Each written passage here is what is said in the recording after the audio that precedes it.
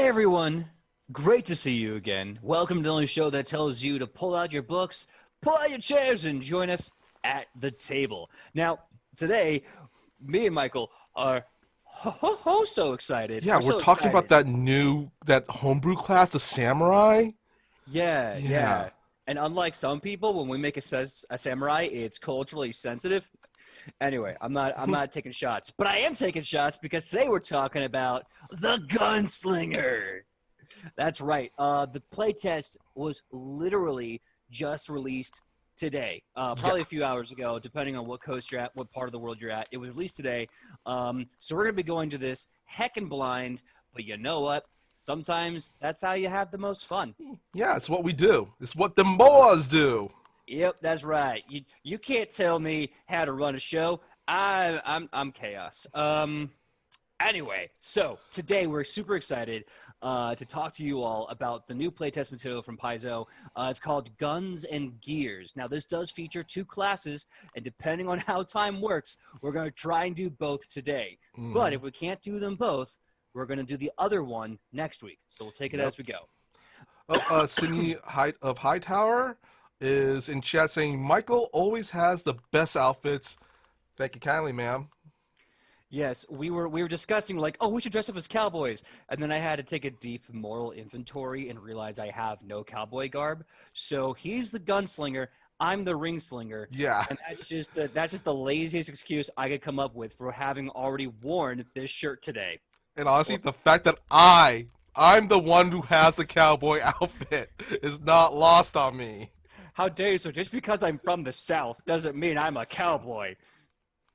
Anyway, now also I told Michael, and this you can even keep a counter in the chat if you want to, but for reasons that will make themselves clear very quickly, we're going to see how many times we'll say this is the way today.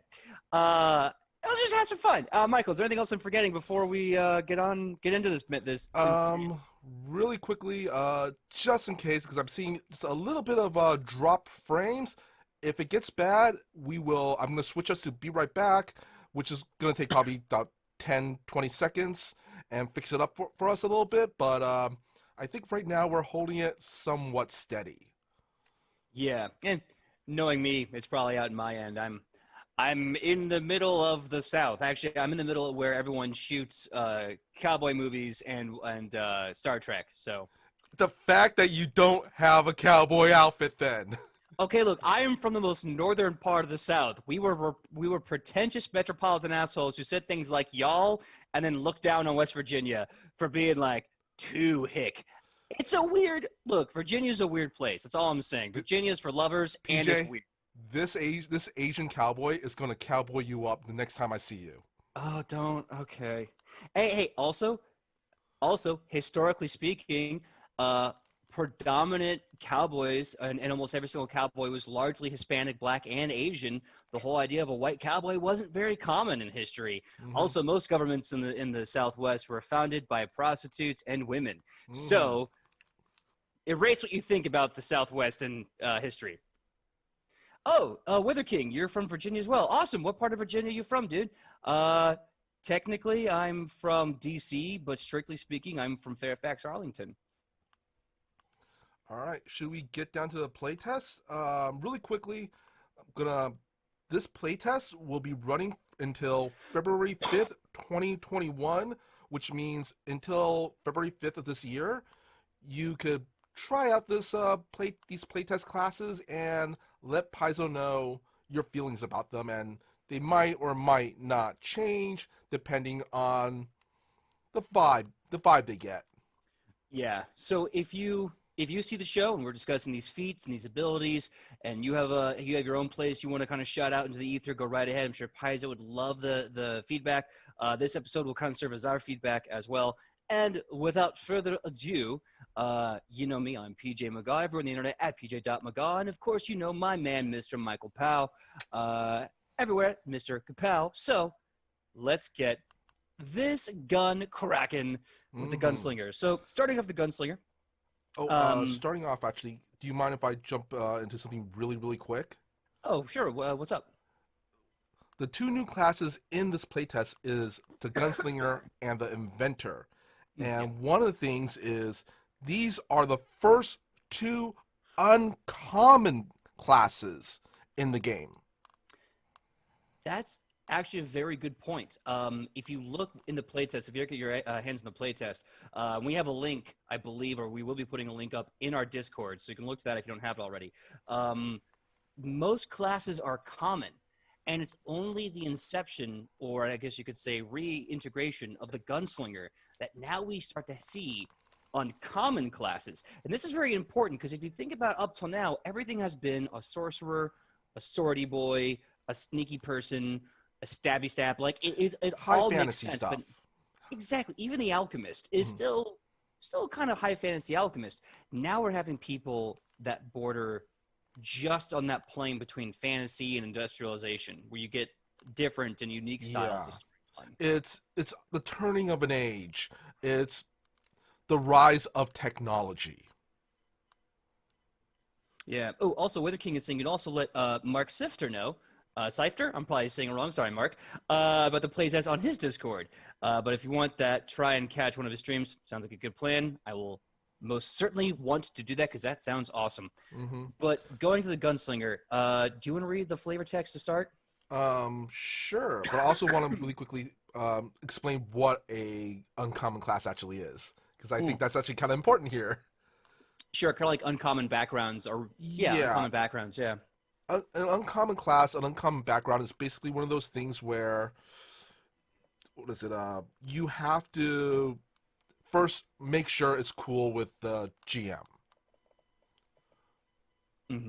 So it's pretty much asking permission to play one of these classes, because if your GM decides to run like a Conan-esque high fantasy sword and sorcery type of campaign, a Gunslinger might not fit in there.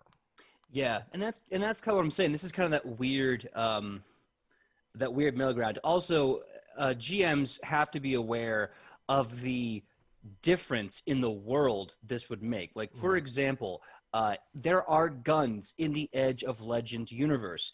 I have made very, very sure to put them in one small niche of the world and never allow them to break out of there.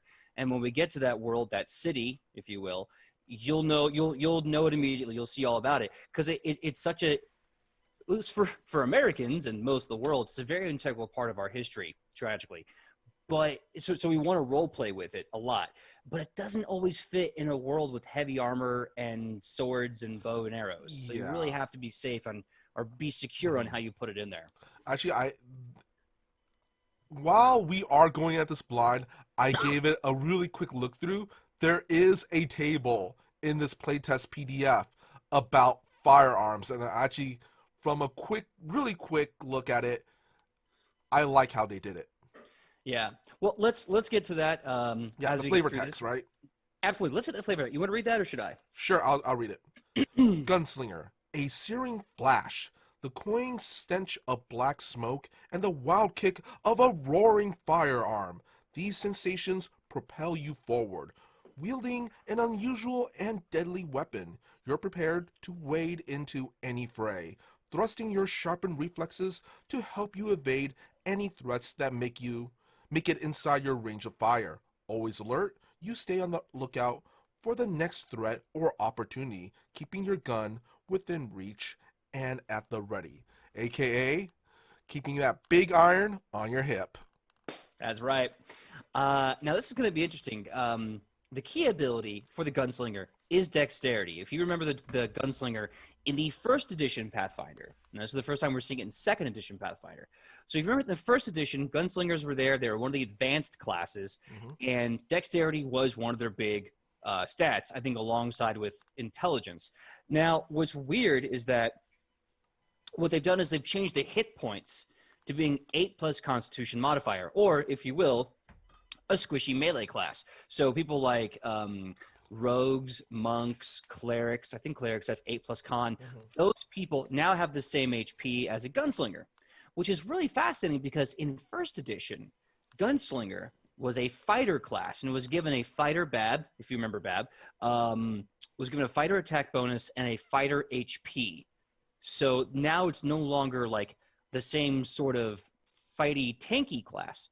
It's now a much more heavily focused damage output class. And from what we're going to tell you, it's clear that this class has a ton of skill potential as well. It's definitely a. I feel it's a literally run and gun DPS class now. You know it is, especially with one of the ways. And we'll get to the ways in a minute. Mm-hmm. So the initial proficiencies, basically everything you get below. You start off at level 1 as an expert in perception. Out the gate, you're an expert in at least one skill. Not a lot of classes get that. At least I think they mostly get trained in perception. Maybe Ranger gets. I think Investigator gets expert in perception. Investigator gets expert in perception, but like not a lot of people do.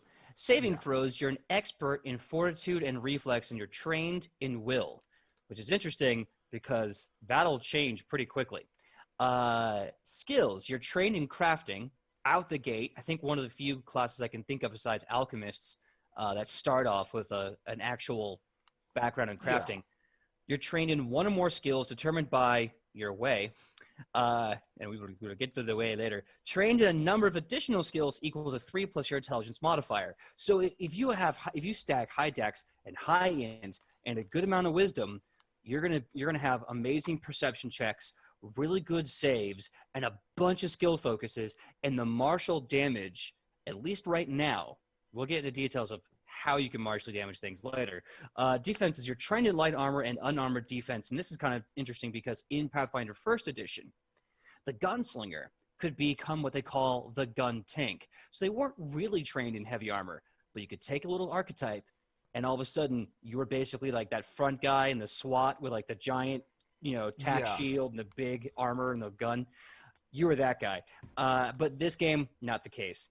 But we're going to blind, so who knows? Maybe that changes later. And of course, you have a gunslinger class, excuse me, a gunslinger class DC, which I'm sure will be used for nasty things like shooting people in the hand and in the legs. But anyway, moving right along. Oh, there also want to point out, they are the first, I believe, class that are experts. Let's see, experts in martial firearms and trained in advanced firearms. Yes, that. Thank you for mentioning that. Yeah, I skipped that because there's so many. They're experts in simple firearms. Yeah, expert in simple firearms and crossbows. Expert in martial firearms and crossbows. Again, and another rare feat. We're seeing a class come out the gate as an expert in the weapon of choice. Like I think fighters get it, and that's about it. They're trained in advanced firearms and crossbows. So if you want to be like, hey, I want to have it was a speed-loading Lee Enfield 1815 rifle. Okay, I hate you, but here you go. Now, granted, if you're a GM and you're giving someone a speed-loading Lee Enfield rifle from the 1815s, you're a dummy, unless you're playing in a campaign like that. Yeah. If it's like, I am the champion of good, I am the rogue of evil, and I am the gun, maybe think about what you're unleashing into the world first. And here's the cool thing, as Michael did point, and this is really good on Michael, you're still trained in all weapons. Simple martial unarmed attacks, you're still trained in them. So and also the fact that you're an expert in simple firearms and martial firearms and then trained in advanced firearms. I mean, jeez. So I'm gonna put this out there, and I know I'm already gonna regret saying it, and having peeked ahead just a little bit, this can definitely work. But John Wick, you take the improvised weapon archetype or the improvised weapon fighter archetype, and now you're killing dudes with pencils, and you're killing dudes with books, and you're killing dudes with Spaz 12 shotguns, HK, MP5s, and all kinds of handguns. But let's move on, because it's not gun talk, it's gunslinger talk. Mm-hmm. Let's see. What do you want to talk about first, PJ? Okay, well, I'm going to bookmark something chat just said, because it sounds like chat would love us to build a John Wick build. So maybe if we have time to build something here at the table, we can all build John Wick together. But until then, so you're asking me about the class features? No, I was asking what do you want to talk about first, because we also on this first page we have some examples of how you could play a gunslinger, like during social encounters, while exploring, in downtime, you might, and others probably. Those are good. There's a lot of that in all the classes, and it's like, it's okay. So it's like, you know how when you're an actor doing a stage performance, there's your lines and then there's your like stage directions. Yeah.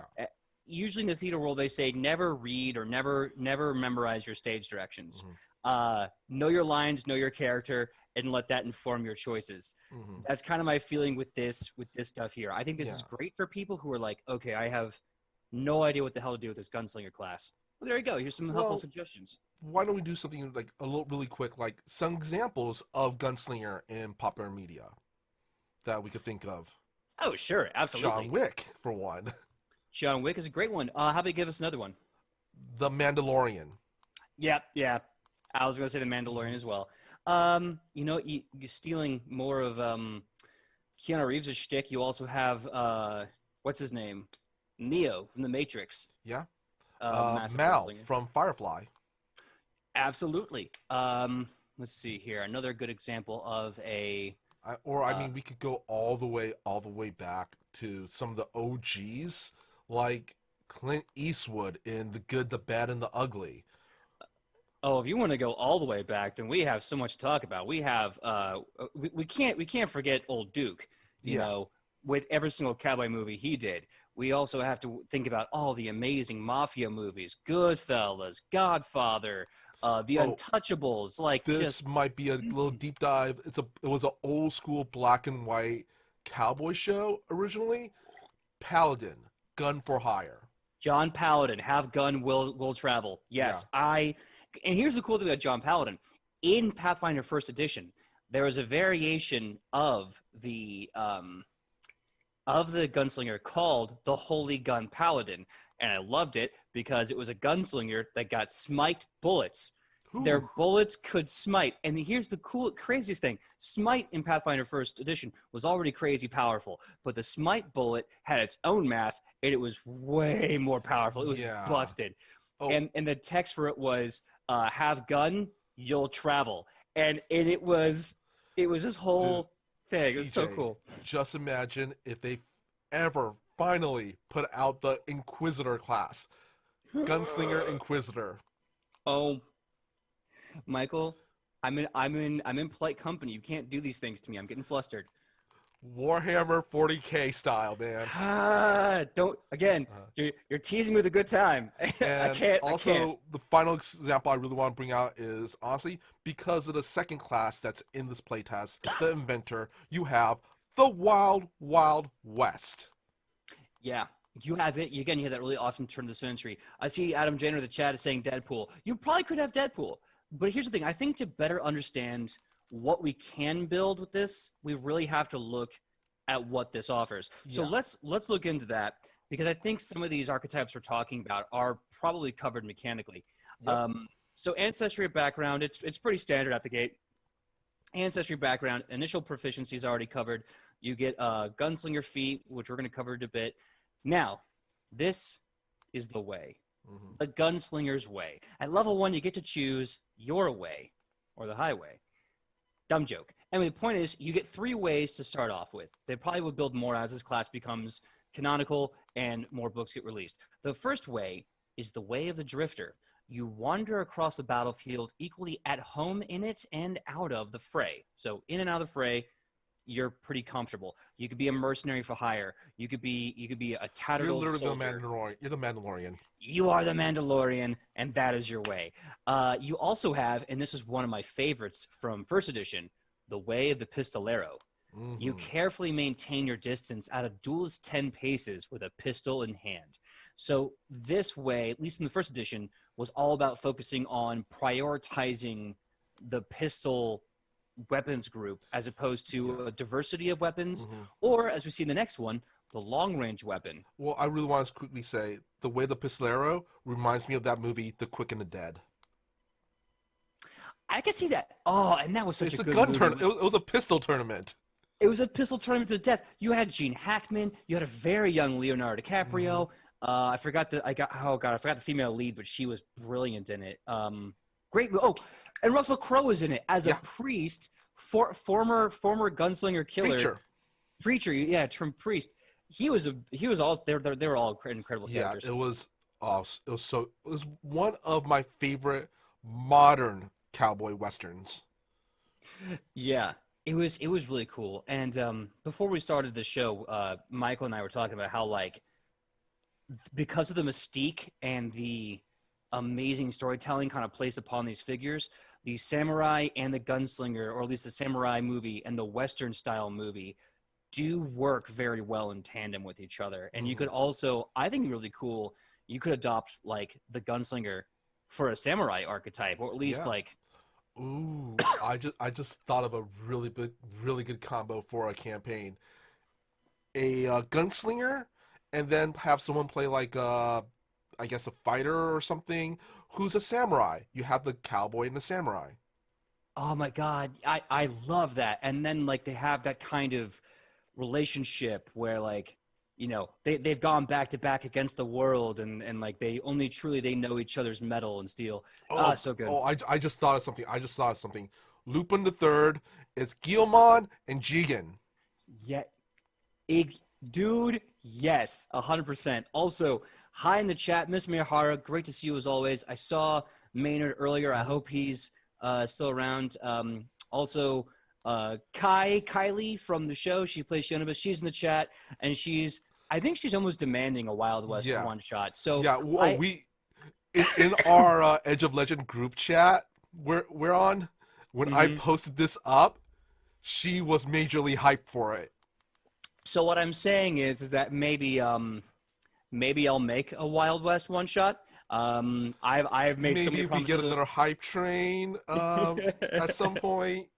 I will leave that on the back burner of things to give when the audience, because the audience, we have such an amazingly awesome audience, and they always do so many awesome things. So next time you guys do something that blows my mind, and I have to just say thank you because I love you so much, I will start writing the Wild West one shot. I'm currently still writing Ra's Rave Party, which I didn't think would take off, and it did. So now I got Kai's right. We have so many one shots planned right now.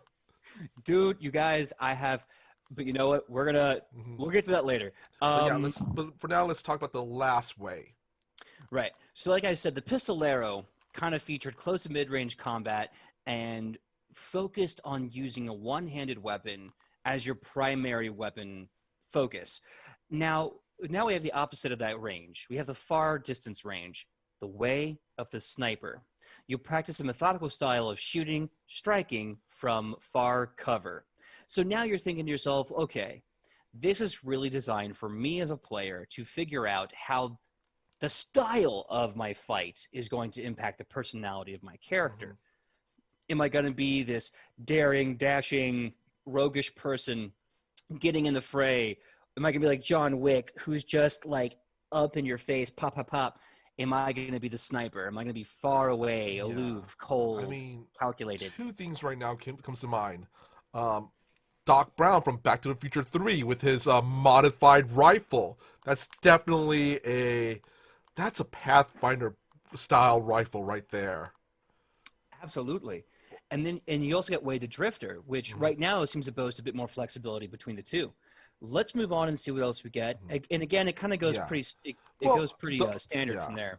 Well, really quickly, the other character I would say is oh god, I am blanking on his name. I think his name is King or something from Django Unchained. That one scene where he's teaching Django how to snipe someone. Yes. God, that awesome German actor. I used to know his name. It's like Wolfgang something or Wilhelm. He was in Inglourious Bastards too. Yeah. What's his name? Tarantino loves working with him, and the guy is extremely talented, so I can see why. But anyway, so after you choose your way, and please say this is the way as much as you can around your GM, they'll give you hero points for it. Skill feats at second level, general and skill increases at third. Actually, a skill increase at third is not common. It's not rare, but it's not common. So that's really cool that at level 3 you can already start to increase your skills. Also at third level, you get stubborn. Remember how I said at the beginning that you're only trained in willpower, but you're an expert in fortitude and reflex? Yeah. Stubborn now makes you expert in a will save. So at 3rd level, you're now expert in perception and all your saves. It's amazing. That's always good. That's always good. Let's see here.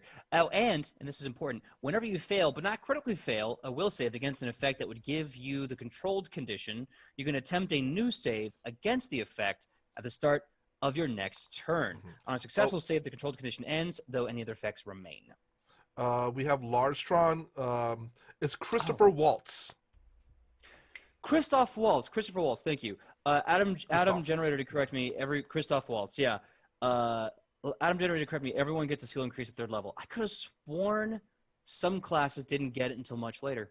But then again, when you start reading 12 classes and 30 archetypes and 5 different systems, my ADHD brain just goes, hey, which one of these prays to the blood god? None of them. As I like to remind everybody, we are going into this completely blind because this was released today. I honestly, what is it? Not even an hour ago, I PM'd the PDF to PJ here. Yeah, and I was like, oh my god. We were originally, a little look behind the curtain here, we were originally going to talk about goblins, hobgoblins, and orcs, and kind of not only go into depth about what it says about them in the book, but talk about them more in the world of Edge of Legend. We will still do that one day soon, but this is exciting, so we're gonna move on. This trumps that. Yeah. So 3rd level, you get the willpower save. Sydney wants to see it next week. We just might. At 5th level, again, pretty standard stuff. You get this with every other class. You get an ability boost and an ancestry feat. Still really nice. Here we go. I've been kind of hogging this. Michael, why don't you talk about the Gunslinger Weapon Mastery? Okay, this is a 5th level. This is your 5th level feature. You fully understand the best way to utilize your unique weapons. Your proficiency rank increases to Master and simple and martial arms and crossbows. Your proficiency rank for advanced firearms and crossbows, simple weapons, martial weapons, and unarmed weapons increases to Expert, and you gain the critical specialization effects for firearms. Getting this at 5th level, honestly, I can only imagine how powerful firearms can be. This is oh god, if firearms, once we really get into firearms, this could be bad. So just think about it. For so at 5th level, you've gotten a skill feat increase. I'm sorry, you've gotten a stat increase, a feat for your ancestry. So you could have a dexterity of 18, maybe 19 at this point. At so 5th level, it's Christmas. Yeah, because like what, 5 being 5th level plus a master gives you 6. That's an 11. 11 plus 4. You have at 5th level a plus 15 to hit with a non-magical weapon. A plus 15 at level 5. Now, some people may be getting that in other classes. Fighters, probably champions. But just thinking about it still makes me shake in my boots that there's a level 5 with a plus 15 to hit. And most creatures at level 5, as we saw in the one-shot, the Journey North one-shot, like, their AC is not in the 30s. You can easily crit these dudes left and right. Yeah. Oh, man, honestly, it sounds like the Gunslinger is just going to be a critting machine. Which, I mean, makes sense. They're using guns. Yeah. All right, 7th level, we have Vigilant Senses. Through your adventures, you developed a keen awareness and attention to detail. Your proficiency rank in perception increases to Master. Ooh, you got that quick. You had that quick draw on your initiative right there. That's your quick draw. I love that. And proficiency of Master on perception is so great. It's just like again. If you stat it right, you have a plus 15 to perception checks. If the Jim's like, I need you to see something, the Gunslinger's like, I see it. Hell, I smell it. What is it? Weapon specialization is 7th level. Because if getting crits a third of the time wasn't good enough, now you just deal more damage. 2 additional damage with weapons and armor attacks, of which you are an expert. Keep in mind at this point, you're a master already, so that means you're doing 3 damage. I will say this, it somewhat balances out, mainly for the fact that you don't add your ability modifier to your damage, I believe, with crossbows, and hopefully not with firearms. We will see. In the past, in Pathfinder First Edition, and as a player, I kind of hated this rule because I felt like it didn't work across the board. But ranged weapons never added modifiers unless there was a special component like a compound bow, which added strength up to a level that the compound would provide, or it was a magical weapon. But there was always a point a little bit later down the road where you could add dexterity modifier to gunslinger weapons for bonus damage. So let's continue to see if in second edition that goes on. All right. At 9th level, you get Advanced Deed. You learn a powerful new technique of your chosen way. You gain the Advanced Deed ability the way you choose at first level. So I'm guessing the way is, I kind of want to say it's like the special features in a Barbarian's Instinct, kind of? Kind of. Deeds in first edition were like special powers or abilities you could do by spending what was called grit points, because cowboys had to have a lot of grit. Yeah. So you'd spend a point, depending on the deed you're doing. Different deeds at different cost value. I think, though, this is going to be probably more in tune with what we've seen in the past, where you'll have like a lesser, minor, and major ability from a school of thought. Yeah. And I think the advanced seed kind of falls into that. Also, I'm seeing from chat that people are saying you do not add you do not add stat damage to your firearms or to range attacks. See, and that's always something that kind of chapped my butt a little bit there, because like the damage of the weapon. Now, I haven't gotten to the gun list yet, so we're going a little blind here. But like a bow and arrow is a D8 to D10 damage, and most mid-range weapons that people are going to be using are the same, but they get the added benefit of their strength damage. And so I know, like, logically I know why, and it makes sense, but it kind of miffed me as a player when I was like, if I had a sword, I'd be doing 1d8 plus 4, but if I had a bow, I'd be doing 1d8. Like, I just feel like mechanically wise, it's not very even. I personally, myself as a player and DM, I don't mind as much, considering the fact that as a ranged character, you are not up front taking those hits. You're in the back in safety. So you have that cushion, that buffer, that defensive position. Yeah. Adam Generator is saying all firearms have the fatal trait. Now, the fatal trait is really good. It does stack we'll a lot of dice on that. Yeah, we'll read about that later on. But the next 9th level feature is Gunslinger Expertise. Your special shots are harder for your opponents to predict or resist. Your proficiency rank for your Gunslinger's class DC increases to Expert. Not bad. Mm-hmm. All right, do you want to take Evasion? Yeah, I mean, if you played Evasion in any game, you know it's an awesome ability. It jumps your reflex saves up to master. Always good. Gives you like 6 bonus on your reflex saves. When you roll a success on a reflex save, you get a critical success instead, which is another reason why I love Pathfinder. Sometimes the whole idea of like, oh, I dodge it, it's built into the spell now. So all you have to do is just roll well enough to get it, as opposed to just hoping you get to dodge out of the way. Now this sounds cool. 13th level, Gunslinging Legend.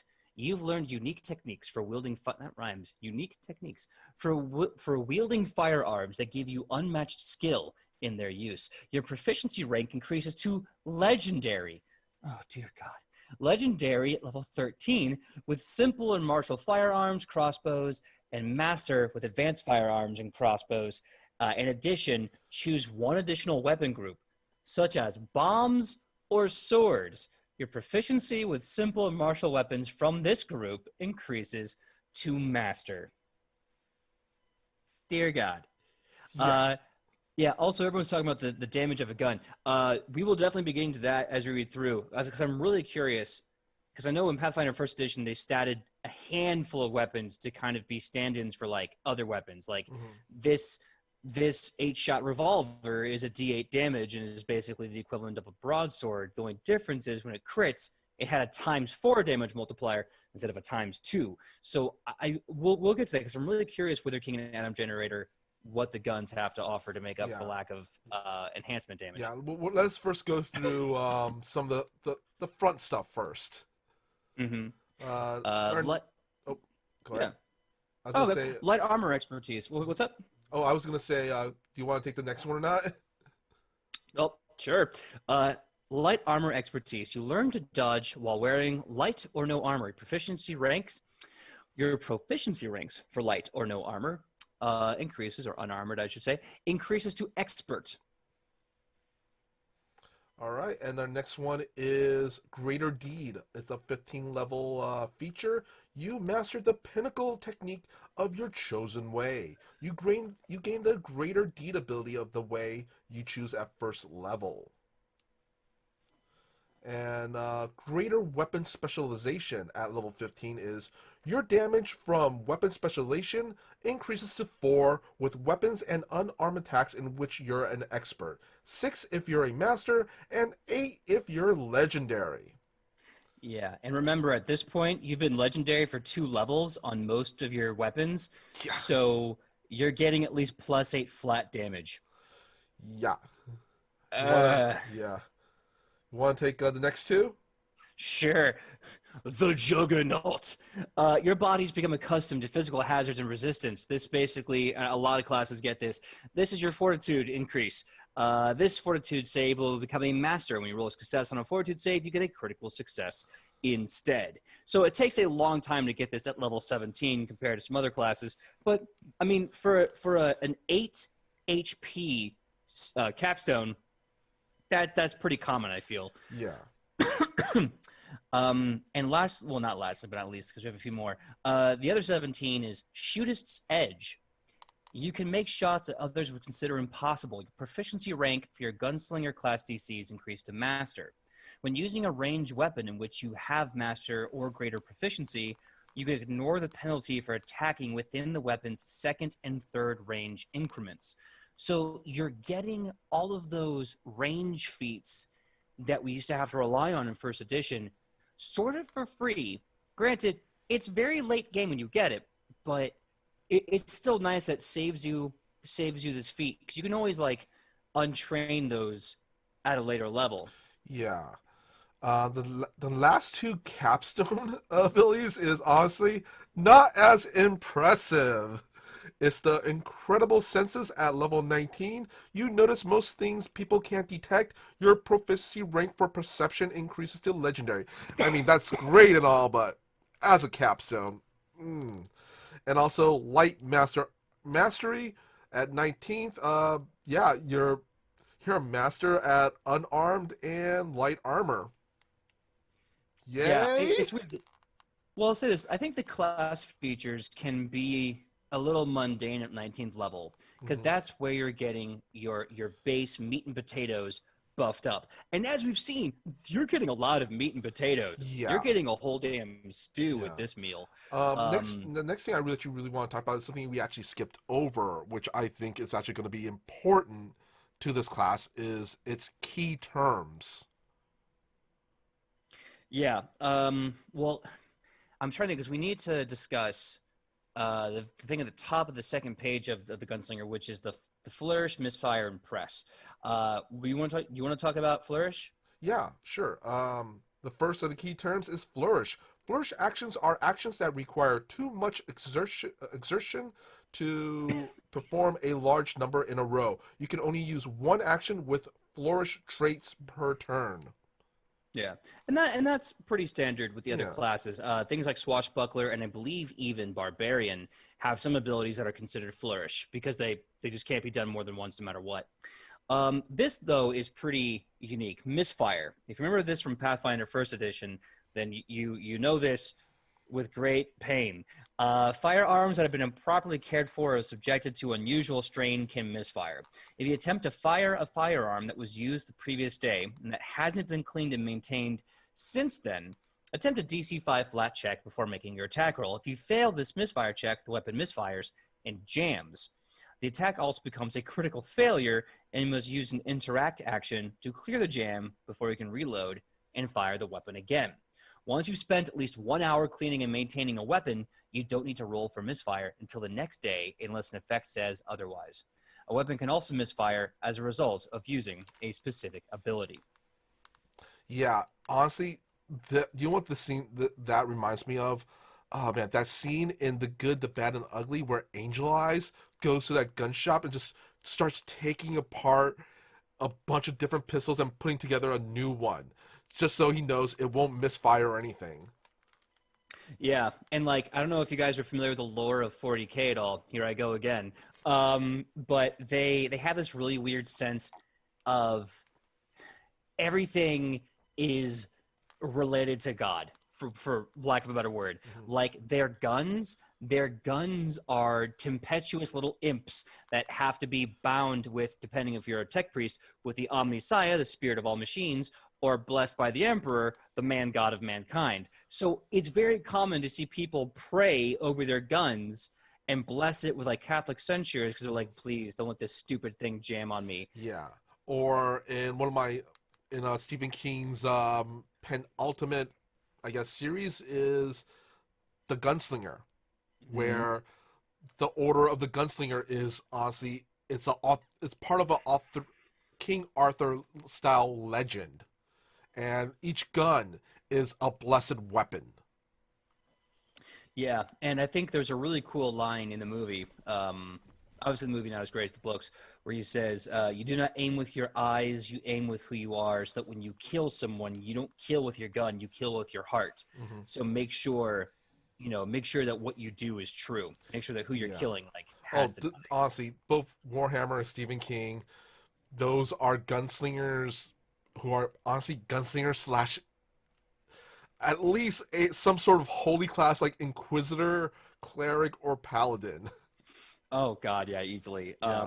Rip All right, Psyche, next- awesome to see you. Yeah. I'm sorry you missed the first part. We just covered the basic features in the new playtest class, the Gunslinger. We'll probably have it up on YouTube in a bit, so go check it out there. Yep. The next one is Press.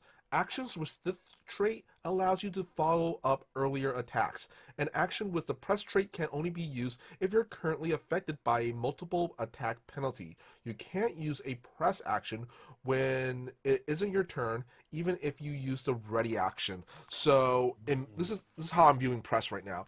This is when you're fanning the hammer.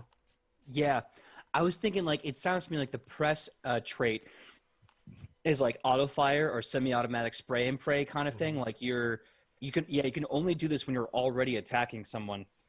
So I find that very interesting. But now let's jump to the ways, the Gunslinger ways. This is the ways. These are the ways. You learn a particular style of shooting and fighting known as a way. Your way grants you training in a particular skill and unique ability. Your chosen way also affects your ability to choose certain feats. So clearly, some feats you can't choose unless you have this way. That's pretty standard. So let's talk about the first one, the way of the Drifter. The way of the Mandalorian. This is the way. All right. Do you want me to take it? Sure. Go right ahead. All right. You're a wanderer wandering from land to land with your gun and melee weapon as company. Whether you learn to fight with a cutlass and pistol as a Shackles pirate, mastered the hand cannon and katana in Minakai, or practice a clan dagger and dueling pistol in Dogan Hold. Movement and flexible use of your weapons help you win battles. The way skill is acrobatics, and their deeds are initial into the fray, advanced rebounding assault, and greater drifter's wake. So we'll probably cover those once we get to the actual feats, because these are still technically the class features. Yeah. Oh, no, into the fray is right below it. Yeah, it's right there. Yeah. Do you want to do that one? I'll take the advanced, and then you can do the greater. Sure. Into the fray. Free action when you roll initiative. You know trouble can lurk around every corner, and your hands never stray far from your holsters. You can interact to draw a ranged weapon and then interact to draw a one-handed melee weapon. As your first action on your next turn, you can stride toward an enemy you can perceive as a free action. If you can't perceive any enemies or can't end your movement closer to one, you can't stride in this way. Basically, free action. You can, if you haven't already, draw on your weapons. It's an interact action. I believe that's actually an action cost. Basically, you can take your weapons out and move at someone. If you haven't already had your weapons drawn, you can draw them and move. Yeah, which is actually not too bad. Not too bad at all. Yeah. The advanced deed at 9th level is Rebounding Assault. It's a 2-action ability. You first have to be wielding a loaded firearm or crossbow and one-handed melee weapon. You hurl your melee weapon at an opponent and then fire a projectile into the weapon, causing it to deal additional damage and bounce back to your grasp. Make a thrown range strike with a melee weapon and then a range strike with your firearm. Both strikes use the same multiple attack penalty if the melee weapon doesn't have the thrown trait. It gains the thrown 10 feet trait during a rebounding assault. If both attacks are successful, the bullet hits the thrown melee weapon instead of your target, adding its force into a single attack. Combine the damage from both strikes using the thrown weapon's damage type and add additional 1d6 precision damage. The rebound also causes the melee weapon to return to your hand. If in any circumstances other than both attacks hitting, carry out the individual strikes normally. The thrown weapon doesn't rebound and remains in the target space as normal for thrown weapons. Dang! This is the longest way to say make 2 attacks with a bonus of 1d6 damage I think I've ever read in my life. Yeah. Don't get me wrong. It's super cool. It's also super bonkers to be like, I'm going to throw a knife at you and then shoot you, and the bullet will bounce the knife back into my hand. What sorcery? What sorcery is this? Honestly, this is some Xena warrior princess nonsense. Yeah. It's insane. I'm also a little confused about Into the Fray because, like, it says it's 1 free action. Because Adam Generator was bringing a really good point up. Interacting is indeed 1 action, because I thought it was. So you're basically interacting to pull 2 weapons, but it says this is a free action. So is it a free action to basically take 2 actions? Granted, just to draw your weapons if you haven't already, but that still seems a little weird at level 1. Anyway, moving on. This is one of those feats that if your GM is going total raw as written in the book, this is actually really helpful. Oh, I see.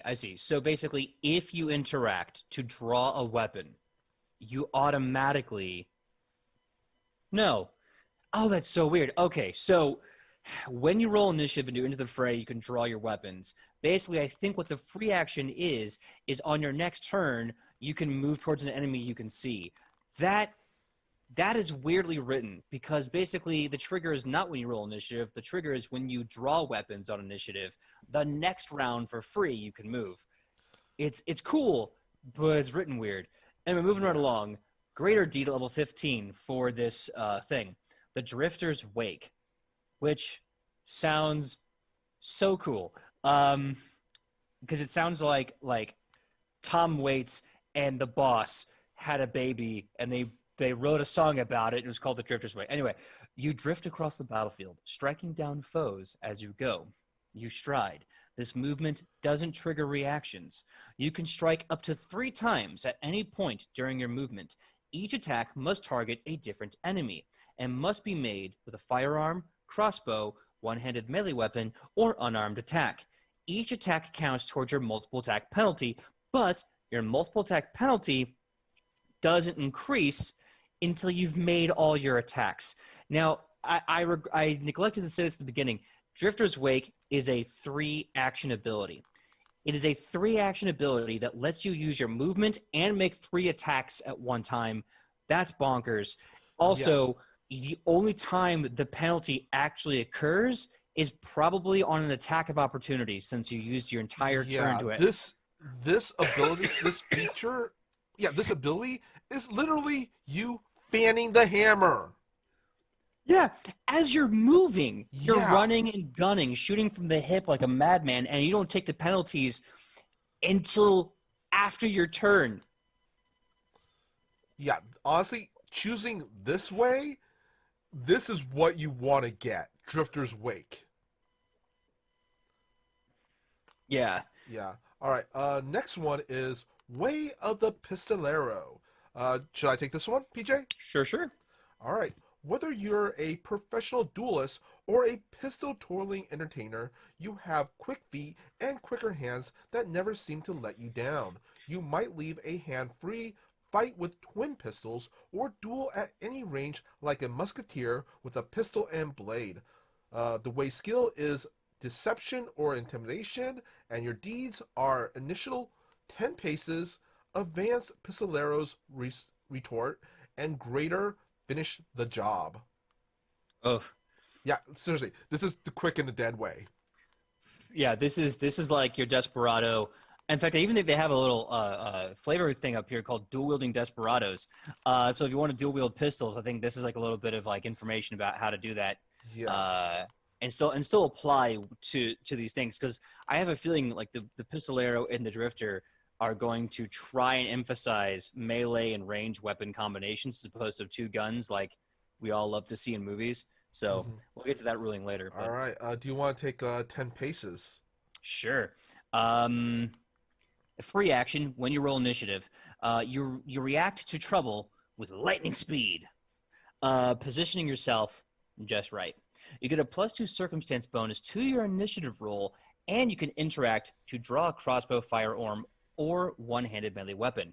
As your first action on your next turn, you can step up to 10 feet as a free action. So it's similar to the other free action initial deed in that it allows you to draw your weapon basically at the start of combat.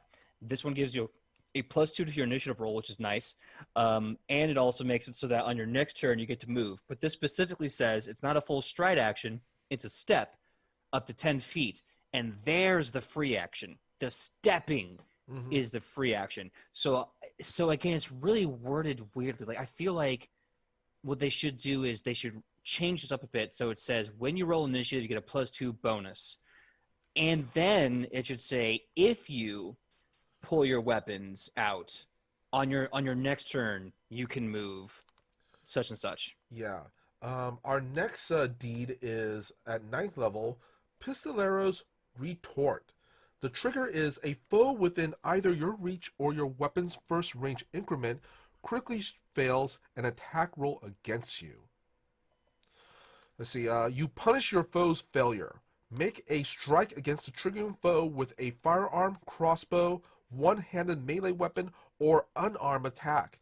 If you make a ranged strike, the foe must be within that weapon's first range increment. So, pretty much attack of opportunity. Yeah, which is good because we don't know yet, because I haven't looked through all of the feats for this thing yet, if they get attack of opportunity normally. But the fact that they get one right there, that does give me some hope. Yeah.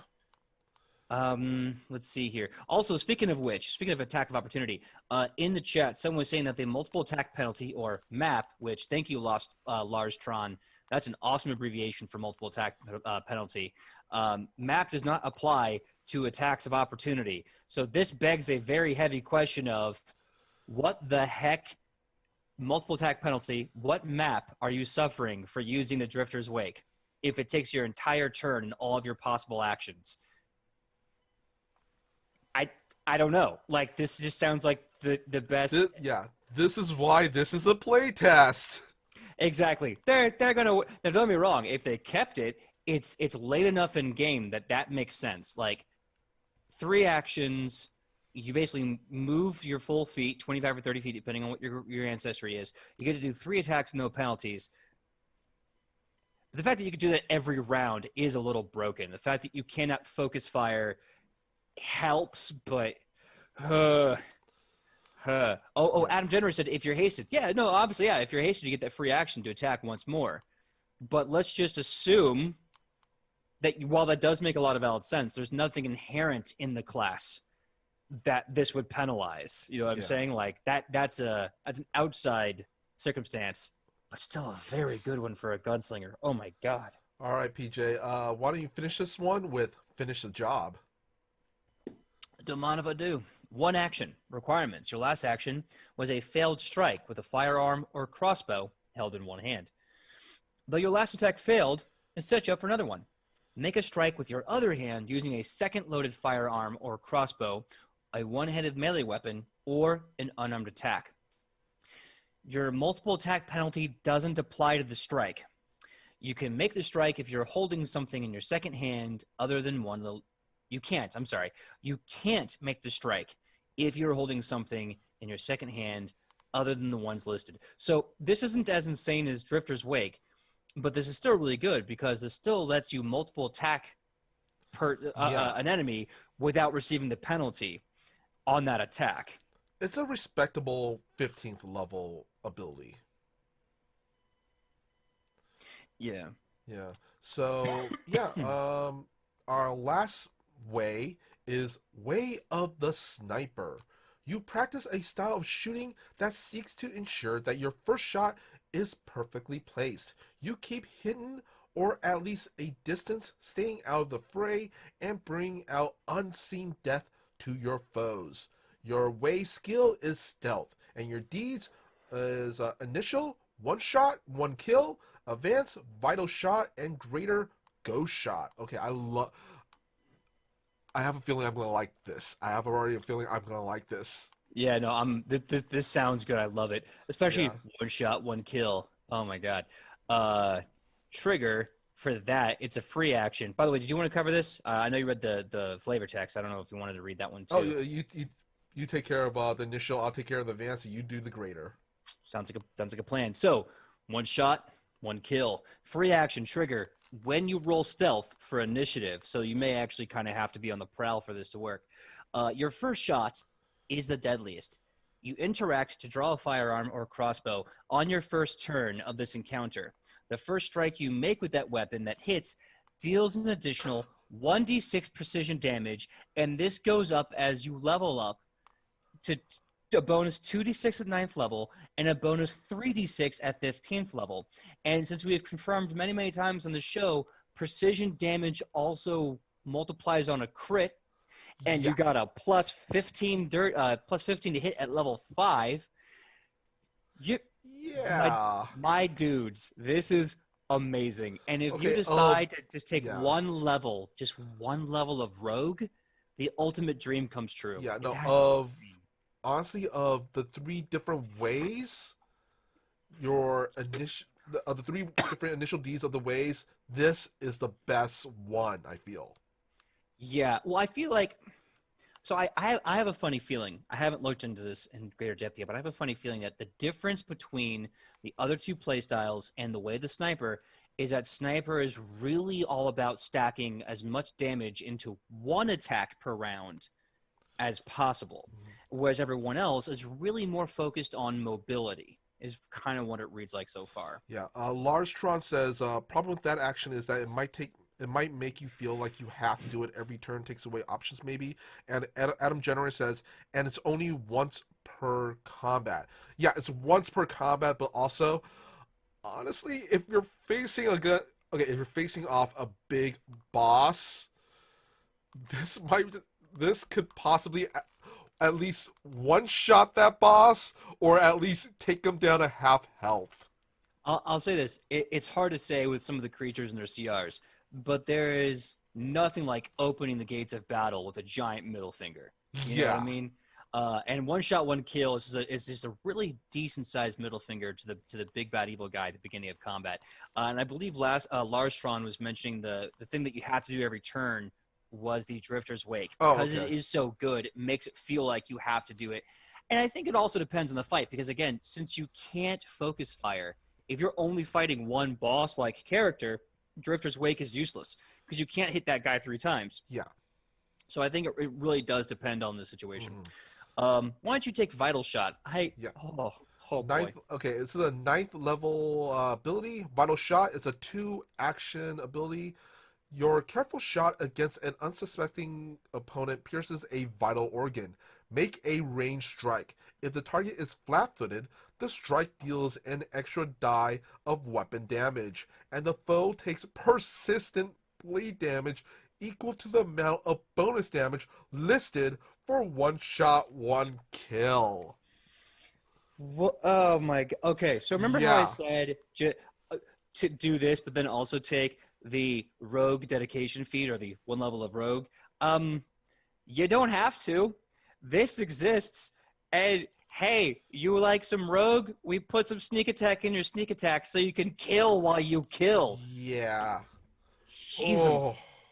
No, I'm actually, honestly, I know you said that, was it Gunslinger and Rogue? I would actually say take Gunslinger and Ranger for some of those edge feats. You're not wrong. A lot of them are Gravity really weapon. cool. Gravity weapon's great. The hunt, like marking them as prey or putting like volley or whatever on this. Also, they mentioned this in the chat. I forgot who. My apologies. But the fact that this is not just related to guns, but also crossbows, makes it so that you can be a gunslinger in a campaign without guns safely. Yeah. You know, you're just changing the damage table a bit. You're still using crossbows. Yeah. Honestly, my character from our Daltonshire game would definitely be a gunslinger now. Oh yeah, oh yeah. The fact that you had that sick crossbow, but you were a ranger, Yeah. you were just before your time. Oh, and here comes Ghost Shot. All right, one action, 15th level. Make a firearm or crossbow strike. If you're hidden, undetected, or unobserved by the target, the strike deals additional precision damage equal to the precision damage from one shot, one kill. After the strike, you don't automatically become observed. You can just Oh. sneak attacking until Oh. that mother trucker finds you. What? Oh. God. That's true. With the king, yes. Oh. Sneak I attack will think not. we just found the snake in my boot. Yeah, the Because snake I in your died. boot. The snake in your boot is a ghost on the grassy knoll. Larstrom made a good point. No, I'm sorry, Wither King. Sorry, Wither King, my king. You made a good point. Sneak attack won't stack with itself from other. But the thing is that it's still precision damage from different sources. The precision damage of one shot, one kill, plus the 1d6 with the maximum, unfortunately, but the 1d6 maximum sneak attack damage you can get from the rogue dedication feat. And the fact that one shot, one kill still stacks upon itself. The Yeah. fact that at 15th level, one shot, one kill is adding 3d6 damage. And if you took just the dedication feat, I believe, maybe even the one after for the rogue, that's 4d6 precision damage on top of whatever the hell your gun's doing. Yeah. Plus the 8 damage for being a legend with it. Oh my Ooh, god. that's just sick. And they can't see you. Honestly, PJ, I Yeah. have a feeling, I have a strong feeling that this way it's gonna get nerfed. And here's the bottom line. The extra 3, right now working the math, potentially 4d6 damage if we take that one rogue dedication feat. That's all awesome and dandy. And every other time that this would come up, the balancing feature would be, bang, I did my big burst damage thing, but I can't do it next time because you can see me unless I try really hard to hide again or do whatever, keep myself moving. Yeah. What makes this so broken is that you're still unobserved and you can just do this again next round. Yeah. No fuss, no muss. Remember our North one shot where we had Lamy just like is behind the barrel, just like muppeting different places from those barrel rays. This is basically that. Yeah. Oh, thank you for the correction, Adam Generator. The 1d6 from the Rogue Dedication feat says that it doesn't stack with any other precision damage. Thank you. I was of the mind that it didn't stack with sneak attack, further levels of sneak attack. So that was my bad of interpreting and reading. Also, Adam Generator, yes, Crossbow Ranger is hella fun. When I was doing my research for Daltonshire, I found out that when it comes to damage output, if you take stuff like Gravity Weapon and Crossbow Ace, your damage output as a crossbow user actually goes over yourself, you as a archer. Yeah. Largestrom makes a great point. Also, you are critting. I just did the math. When you get Ghost Shot at 15th level, that is 15 for your level plus 8 for the legendary status that you are at this point, I believe. So that's a 23. Plus the, let's be generous and give you a full 20 on Dexterity, and that's a 5. So that's a plus 28 to hit. That's a plus 28 to hit without magical weapons and any other buffs or boons. So the likelihood of you critting this person with the 3d6 precision damage, and again, thank you for the correction, without the rogue added benefit at all. So that's whatever the hell a sniper rifle is worth damage-wise. We'll get to that in a minute. Plus 3d6, plus 8 for legendary weapon specialization, times 2. And then, and chat's made a great point to mention this, the fatal trait, which adds more dice, and we'll get to that in a minute. That is insane. And the fact that you can do that once a round all the time is bonkers. Yeah. You know what, PJ? Let's put a pin on that for now and just move on to Gunslinger Feats, because we only have so little time. Yeah, we need to move on. So level 1, the level 1 feats for the Gunslinger. You want to take cover fire? All right, sure. Cover fire. It's a 1-action feat. Requirements: you are wielding a loaded firearm or crossbow, and a foe you can see within the weapon's maximum range has cover. Very useful, actually. You lay down suppressive fire to protect your allies and pin down your opponents. You make a firearm or crossbow strike targeting the foe, who must decide whether to duck behind cover, no action required, or not before you roll your attack roll. If the target ducks, it takes cover against your attack, gaining a +4 circumstance bonus to AC from greater cover, but also takes a -2 circumstance penalty to ranged attacks until the end of your next turn. The greater cover applies only against your strike, not to future attacks. If the target chooses not to duck, the strike functions normally. This is actually pretty useful. I like that, yeah. This is one of those feats that gives you options. Yeah, and let's see, let me read it again. I was kind of having a coughing fit there. You lay down suppressive fire, protect your allies, and pin down your opponents. You make a firearm or crossbow strike targeting the foe. And you know what else I like about Pathfinder 2nd Edition and what it's been doing a lot is it as much as it gives choices to players, it also gives a lot of choices to GMs. Like a lot of the champions' reaction abilities basically say, okay, GM, you're either going to make sure that attack does not hit, or if you want it to hit, these will be the repercussions for that. And this is very similar. So it's like saying, okay, you're either going to duck behind cover, or you're just gonna get gat by my cover fire, and all the benefits that gives you as a player. I really think that's interesting. I like that. Firearm Ace, another choice at first level. You have a practiced understanding of firearms workings, their mechanisms, and the best way to utilize them. When you're wielding a firearm and interact to reload it, you gain a +2 bonus, circumstance bonus, that's important, a +2 circumstance bonus to the damage roll of your next strike with that firearm. If the firearm is a simple firearm, increase the damage die size for the attack by 1 step. Wow, you must make the attack before the end of your turn and these benefits are lost.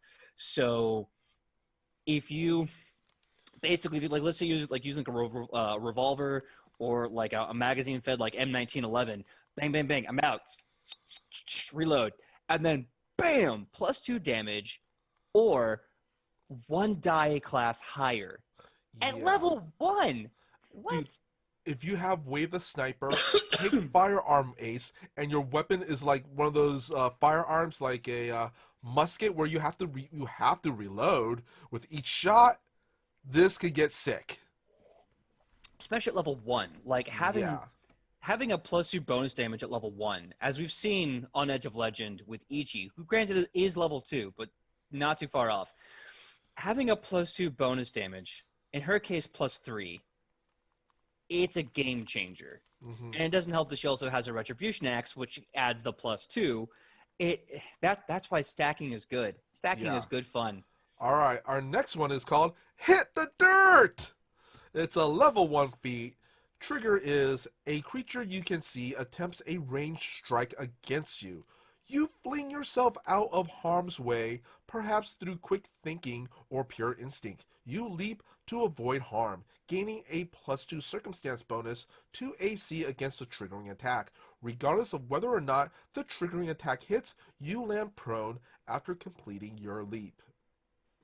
They had this in Pathfinder First Edition. I remember this. You had to spend a grip point to do this leap. I think it was called like Nimble Dodge or something, or you had to declare someone the target of your Nimble Dodge. It was funny because again, like they're giving you the flavor text. No, Yeah. don't hit me. Also, PJ, I'm not entirely sure, but do you think because you're using a weapon like a firearm, even if you're prone, you don't, it's not really that much of a problem for you? Oh, like shooting from being prone. Yeah. So here's the thing. There are rules that are in place for reasons like balancing mechanics that don't make any damn sense. Like for example, shooting from point blank range in many editions has always given penalties. When historically and factually speaking, firing from point blank range, if anything, makes you hit because how can you miss that Yeah. close? Maybe you could argue the bullet hasn't hit its maximum velocity, or maybe the arrow hasn't hit its maximum velocity, but that would be damage, not hit. Yeah. So like it's a Anyway, let's move on to the next one, Sword and Pistol. PJ, take it away.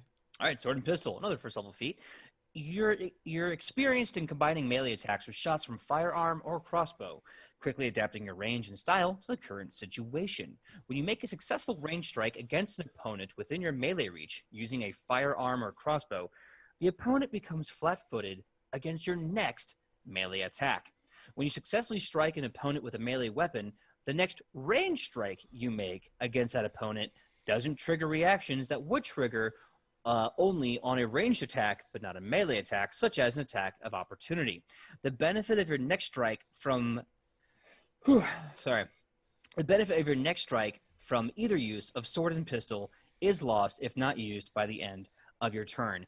And this is fascinating because this reminds me of the D&D 4th edition Ranger. I think it was called the Mauler or the Assaulter. I forgot, but basically it was a style of gameplay that would balance attacking with melee and attacking with ranged weapons. So it built this momentum of melee ranged, and they kind of wanted you to always be in that flow. And sword and pistol definitely sounds like they're trying to create this flow whereby using sword, my pistol gets an advantage, and then by using pistol, my sword gets an advantage. Yeah. And flavor-wise, what I envision. You're basically a musketeer with a flintlock pistol. True, absolutely. I can see this being very good for the drifter. I could see it being okay for the pistolero. If for nothing else, then I believe the pistol is better at close range. I wouldn't take this as a sniper though. No, why would you be using a sword as a sniper? You done goofed. All right, we're moving on to the second level feats. Assisting Shot as a one-action feat ability. Let's see. With a quick shot, you interfere with a foe during combat. Make a strike with a firearm or crossbow. If the strike hits the next creature other than you to attack the same target before the start of your next turn, gains a +1 circumstance to their roll or a +2 circumstance bonus if your strike was a critical hit. Nice. Your strike hits the next creature other than the one you target the same. Ooh. Okay, I like that. So it's great because now you get the option of gaining mechanical benefits for being like a support gunslinger. I'm just looking at this being, okay, you're best friends with your rogue now. You're helping them with their sneak attack. Mm-hmm. Yeah. Oh my god. Especially if you're giving someone a +1 bonus to the roll or 2 if they crit. Yeah, you're like it's almost like how the investigator does such a good job of giving and creating bonuses for people, despite not being a bard. It's like that, but as a gunslinger. Here we have a familiar return. Blast Lock. If you remember first edition, this was something that you could do for a grit point. Let's see if it's the same. It's one action, requirements. You're wielding a loaded firearm, but not a crossbow. Sometimes taking the shortest distance between 2 points involves removing an obstacle or two. You shoot the required firearm at a lock within 10 feet. Make your attack roll against the DC required to pick the lock. So what you're doing is you're picking a lock at Mach 1. That's all you're doing. Critical success. You open the lock, or you achieve 2 successes toward opening a complex lock. On a regular success, you open the lock, or you achieved 1 success towards a complex lock. Failure, you failed to open the lock, and your shot makes it harder to open. Future attempts to pick the lock take a -2. Critical failure, same, but it's a -4 penalty. So you're literally just shooting the lock and hoping that by acting as a lockpick check, your bullet is basically breaking the tumblers, shattering the rollers, and just like opening the whole thing. Yeah, your gunslinger's become a rogue. That's his lock. His gun is his lockpick. Exactly. It's like in every movie you see where they step back and shoot the lock. Yeah, and Wither King, about assisting shot. Yeah, it's basically range aid another. Yeah, and I think also Adam Jennery mentions this has the press trait. I believe this is like the first feat that we've seen that actually has the press trait. Checking now, and yeah, it has the press trait. So in order to actually do an assisting shot, you have to have already taken a shot at someone else. Yeah. So you can't. So unlike some things where you can just give that bonus, the caveat to this bonus is that you have to have already attacked. Which, I mean, makes sense. Why not? You are, after all, the shooty boy. You should be the boy who shoots. All right. The next feat is something I really like. It's something that I could do to a certain extent. The Pistol Twirl. It's a level 2 feat, 1 action. You have to be trained in deception, and the requirements is you're wielding a loaded one-handed ranged weapon. Your quick gestures and performance flare distracts an opponent, leaving them vulnerable to your attack. You feint against an opponent within the required weapon's first range increment rather than an opponent's within melee range. On a success or critical success, the foe is flat-footed against your melee and ranged attacks, rather than only your melee attacks. On a critical roll, you're flat-footed against both the target's melee and range attacks, rather than only its melee attacks. So, that's a lot of language. So basically, who here remembers Metal Gear Solid 3, right? Yeah. Yeah. There's a moment where Revolver Ocelot, he's twirling his revolvers after Snake tells him, you know, the way you hold that gun with your elbow out, you'd be better suited firing a revolver than a Makarov. So he does. And if you get the single action army revolver that Snake can pick up later, you can start twirling it like Ocelot does. And what's hilariously dumb is that when you do this in game, all of the terrorists stop and they're like, and then you just shoot them. That's exactly what this is. You're basically twirling your gun so that you can throw the enemy off their rhythm, and then they're flat-footed, which is awesome. I believe that the flat-footed only lasts for your turn. Once again, this is Leonardo DiCaprio's character in The Quick and the Dead. Yeah, I mean, hell, even Russell Crowe did a buttload of gun tricks in that one. I'm looking for how long does this last? Let's see. This is a gunslinger with a bard dedication. Yeah, it's fun because I'm trying to figure out how, is this just a setup for you to target them flat-footed, or is this a setup that a rogue can take advantage of as well? I'm not seeing time. You feint against an opponent. Oh, it's a feint, so it's based on the feint skill. Yeah. Okay, never mind. Quick draw. You draw your weapon quickly.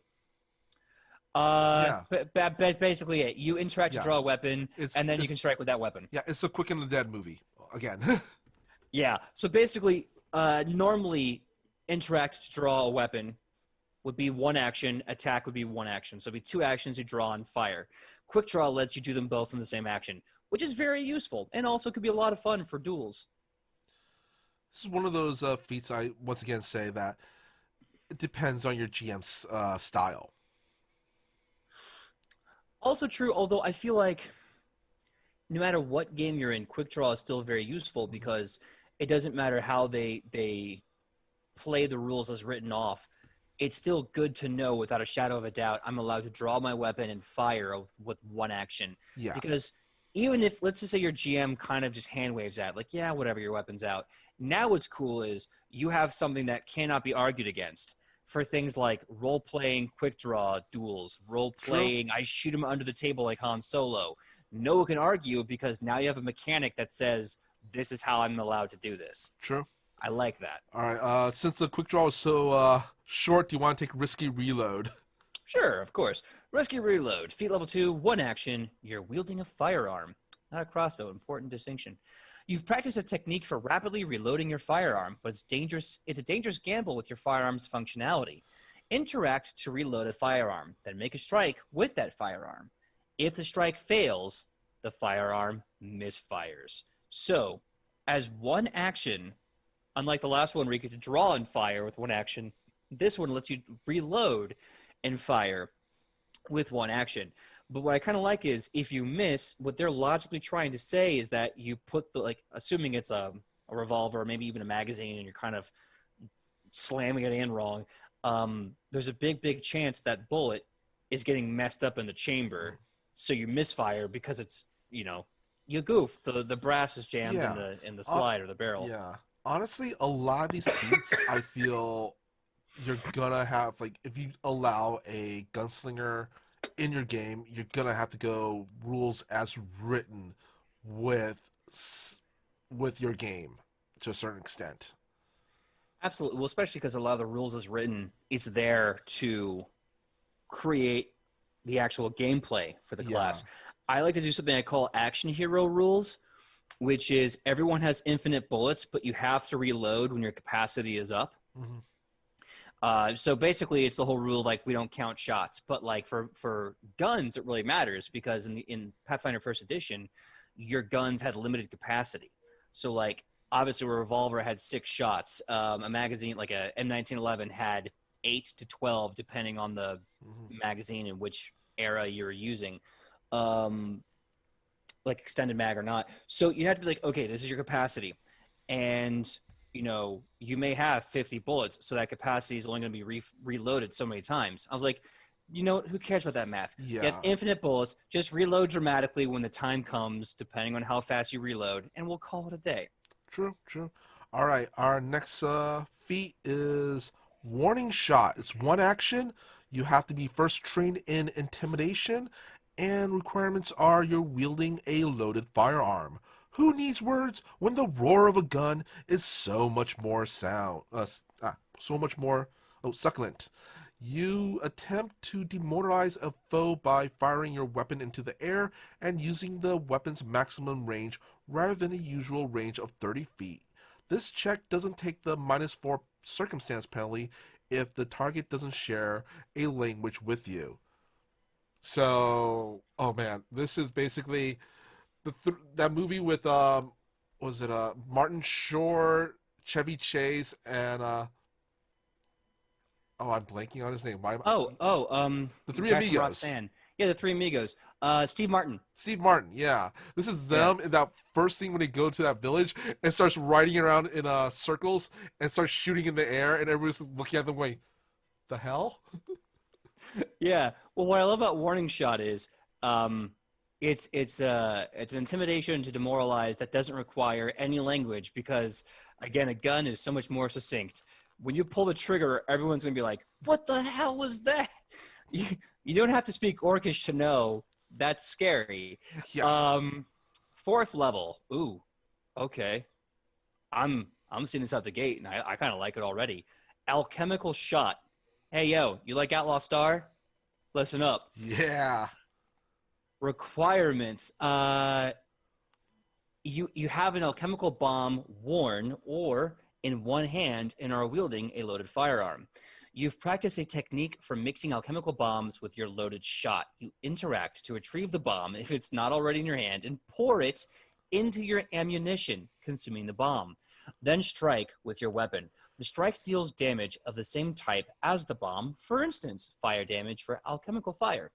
And it deals an additional 1d6 persistent damage of the same type as the bomb. If the strike fails, you take 1d6 damage because it blew up in your face. And the firearm misfires. The persistent damage increases to 2d6 if the bomb is level 11 or higher, and 3d6 if it's 17 or higher. You can do this as a sniper. Just putting that out there. If you really just want to like drop the banhammer of d6s on people, it's like, I'm sorry, who is coming to attack me? No, I put a bomb in a sniper rifle and I roll and I crit. And PJ, that Outlaw Star reference, that's what I appreciate about you. That's what I appreciate about you too. Just the fact that, oh god, that you can. No, wait, is it precision damage? No, it's persistent damage. Okay, cool. So you don't get that damage on the front end of like, oh, I'm going to do an added 3d6 damage. But the fact that they're still taking persistent bleed damage, for lack of a better word, fire, ice, whatever, of 3d6 is very, very awesome, because now you have the rogue twisting a knife, the damage doing on the front end, and the stuff that they have to take at the end of their turn. Yeah, and can we also say this is not the damage increase does not depend on your level.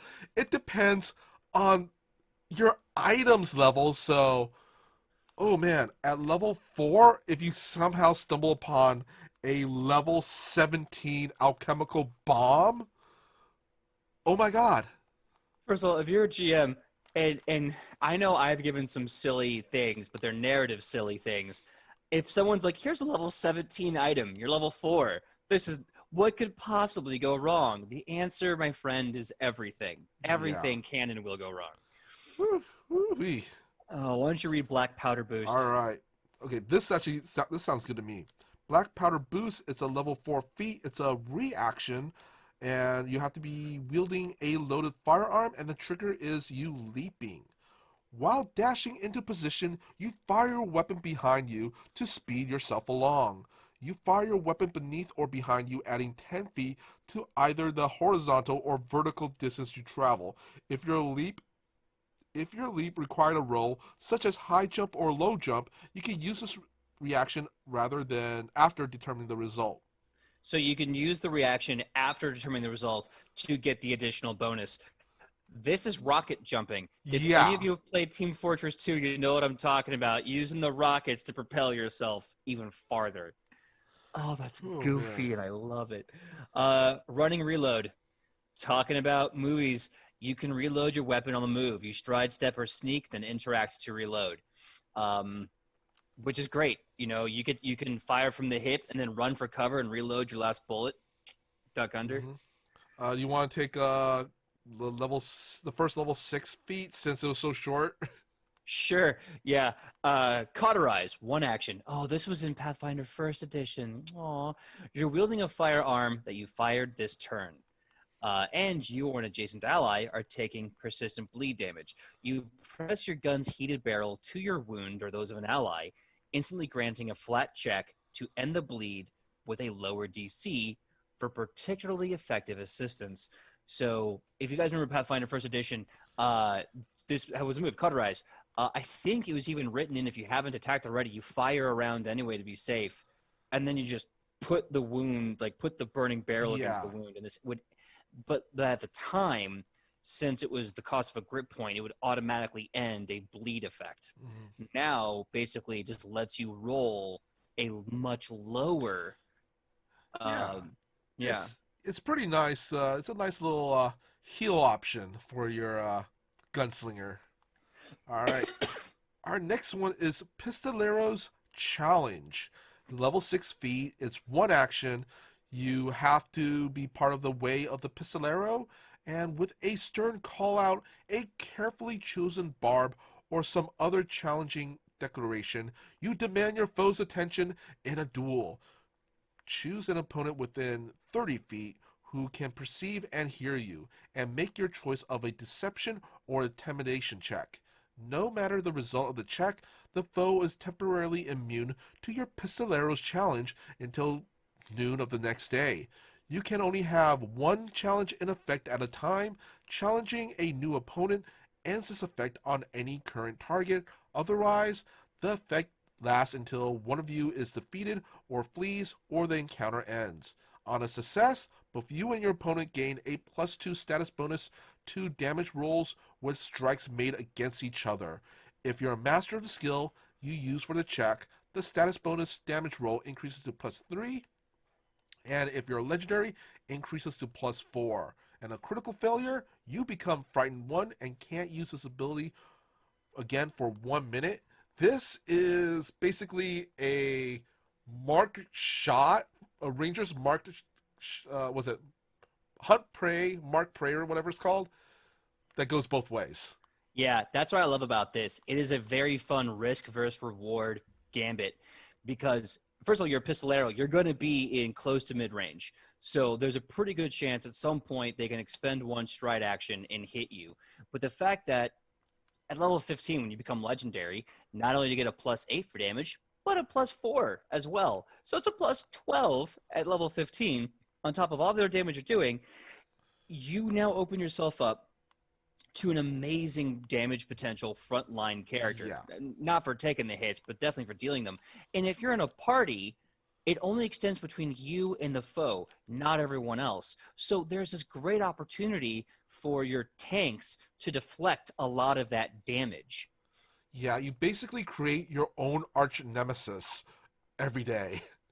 Mm-hmm. I love that. I love that this builds. Also, this is great for roleplay potential.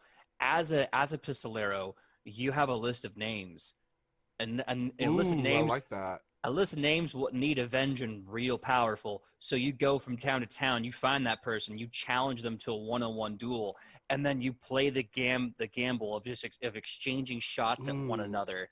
Honestly, I love that image, that imagery of your character literally having a list with a bunch of names crossed out one by one. Not gonna lie, when I was playing old Paizo 3.5, I had a Monk Paladin hybrid who had that. He had his list of the damned 12, and these were 12 people that I had to kill because they had done something so terrible that they could not be forgiven. That was the idea. Okay, really quick, Yeah. PJ. This is literally, if you're a wrestling fan, this is Chris Jericho's list. That's right. Yeah, but his list is more like... let me say this. Chris Jericho's list is like someone who's made me mad. It's funny. I doubt he's actually going around like I'm going to make sure I stop you from wrestling ever again. You know what, PJ? You're on the list. Oh, man, but I don't want to be on the list. The list is bad. Reloading strike. One action. God, we're so behind. Reloading strike. One action. Way the drifter. You're wielding a firearm or crossbow, and your other hand either wields a one-handed melee weapon or is empty. You attack and then reload with your gun in one fluid movement. Strike an opponent within reach of your melee weapon or unarmed attack, and then interact to reload. You don't need a free hand to reload in this way. That's really interesting. I remember someone in the chat, actually, I know it was Adam Generator, was saying that most reload actions need, rules as written, a free hand to reload. What's interesting about this is that you can basically do, again, that momentum of strike with weapon, shoot with gun, strike with weapon, shoot with that locomotive action. But now in doing this, you can reload your weapon in the process. You're kind of sneaking bullets in while you're going on the melee offensive. I just thought of this really cool flavor. What if you're fighting up against another Pistolero or somebody who has, like, ammo on them, and you're fighting and maybe you're literally loading your pistol with their bullets? That'd be cool. Like as you're attacking them, you're stealing their bullets, putting one in the chamber, and firing. I like that. What was I gonna say? I forgot. I'm seeing a lot of people in the chat talking about potential monk gunslinger combos. I know for sure in first edition Pathfinder, the monk and Gunslinger is fun because you just spray and pray so many bullets. The Gunslinger Rogue was a lot of fun, again, for all the sneak attack damage when you shot with your gun. I would love to see flurry of bullets. That just makes me smile. I just thought of some this. monk like The character from Stephen King, from Gunslinger, Roland of Gilead, is basically a gunslinger monk. Yeah, I can kind of see that. Yeah. All right. Anyway, we just move on because we are so behind. Behind. Scatter Blast. It's a level 6 feat, 2 actions. Requirements: you're wielding a loaded firearm that has the scatter trait. You pack your weapon with additional shot and powder, creating a risky but devastating arc of destruction. Make a ranged strike with the required weapon. The range of your weapon increases from 15 feet to 30 feet or 30 feet to 60 feet. If the weapon's range is already 60 feet or greater, this ability has no effect. The strike gains the following failure conditions. Failure, the firearm misfires. Critical failure, the firearm explodes, becoming broken and deals normal weapon damage, including fundamental and property wounds, to all creatures in a 20-foot burst with a basic reflex save against your class DC. So you got a little too spicy there, Icarus. You got too close to the sun.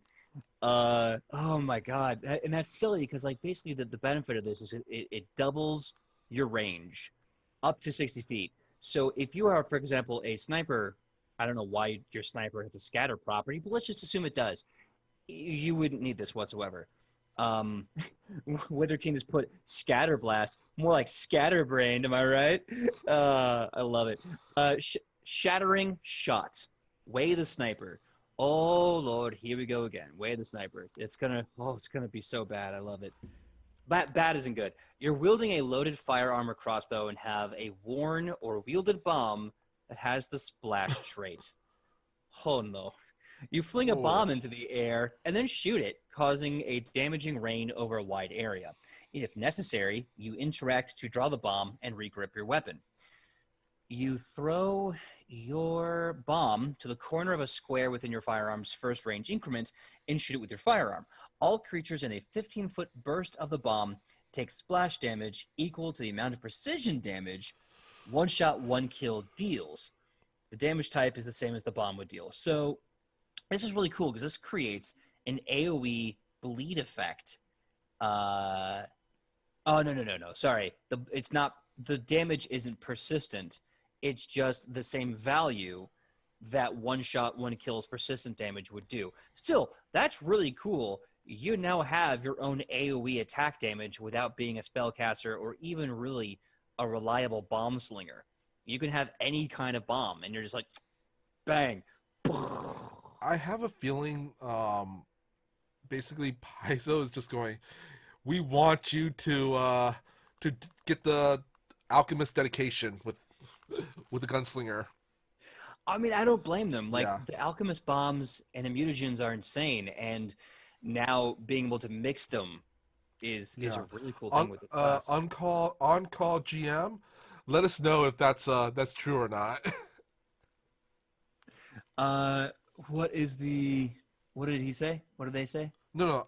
I'm asking on-call GM whether or not that's true. If Paizo does want to have Gunslingers take the Alchemist dedication. Oh. Yeah. Yeah. Because on-call GM apparently works over at Paizo. Oh, it's an honor to have you in the chat. We love the Paizo stuff. We talk about it all the time. We have our homebrew show tomorrow night. And at the table, we constantly talk about stuff, including the level 8 feats for this playtest, which is really exciting. Hopefully we can get to Inventor next week. All right. Grit and Tenacity. It's a level 8 feat. It's a reaction. Frequency once per hour. Trigger, you fail a fortitude or will save. You call upon deep reserves of toughness and mental fortitude to power through an otherwise debilitating effect. Reroll the triggering save with a +2 circumstance bonus. I That's know really it good. might not sound as flashy as some of the other stuff, but this is actually really good. This is really good. And what I love about this is really good flat, across the board, all day, every day. The fact that you can get a +2 bonus and a retry Hmm. at a fortitude or will save is very, very good. What's also should be noted is that I think by this point at level 8, your willpower is an expert, and I believe your fortitude or reflex might be slipping up to master Yeah. at this point in So time. basically, this is basically for if you just crit failed, and it does have a frequency. You can only do this once per hour. But that's just it. It's only once per hour, not once per day. Yeah. So if you have downtime, if you have literally anything else that you've done in between battles, there's a good chance that hour has passed and you can do this again. I mean, Mhm. obviously ask your GM for clarification, but like that's really Yeah. solid. All right. You want to take a pair of shots? Sure, pair shots. Oh yeah. This is a Kimbo, isn't it? I love it. 2 actions. You're wielding 2 loaded one-handed crossbows or firearms. Matrix style. Your shots strike their target almost simultaneously. Make 2 strikes, one with each of your 2 ranged weapons, and using your current multiple attack penalty. Both strikes must have the same target. If both attacks hit, combine their damage and then add any applicable effects from both weapons. You add any precision damage only once to the attack of your choice. Combine the damage from both strikes and apply resistances and weaknesses only once. This counts as 2 attacks when calculating your multiple attack penalty. So this is really cool because I know they had something kind of like this with Gunslingers in first edition, and it was a little weird, and it was very end game to really get it. So it's really cool to see it this way. In Pathfinder first edition, they had these abilities so that melee characters could overwhelm damage resistance from their enemies, because like magic people and people with certain damage types, like holy damage types, could bypass DR, but a lot of fighters couldn't. So they had this theory, instead of trying to like bypass it with magic or stuff, I'm just going to hit you so bloody hard your DR won't matter.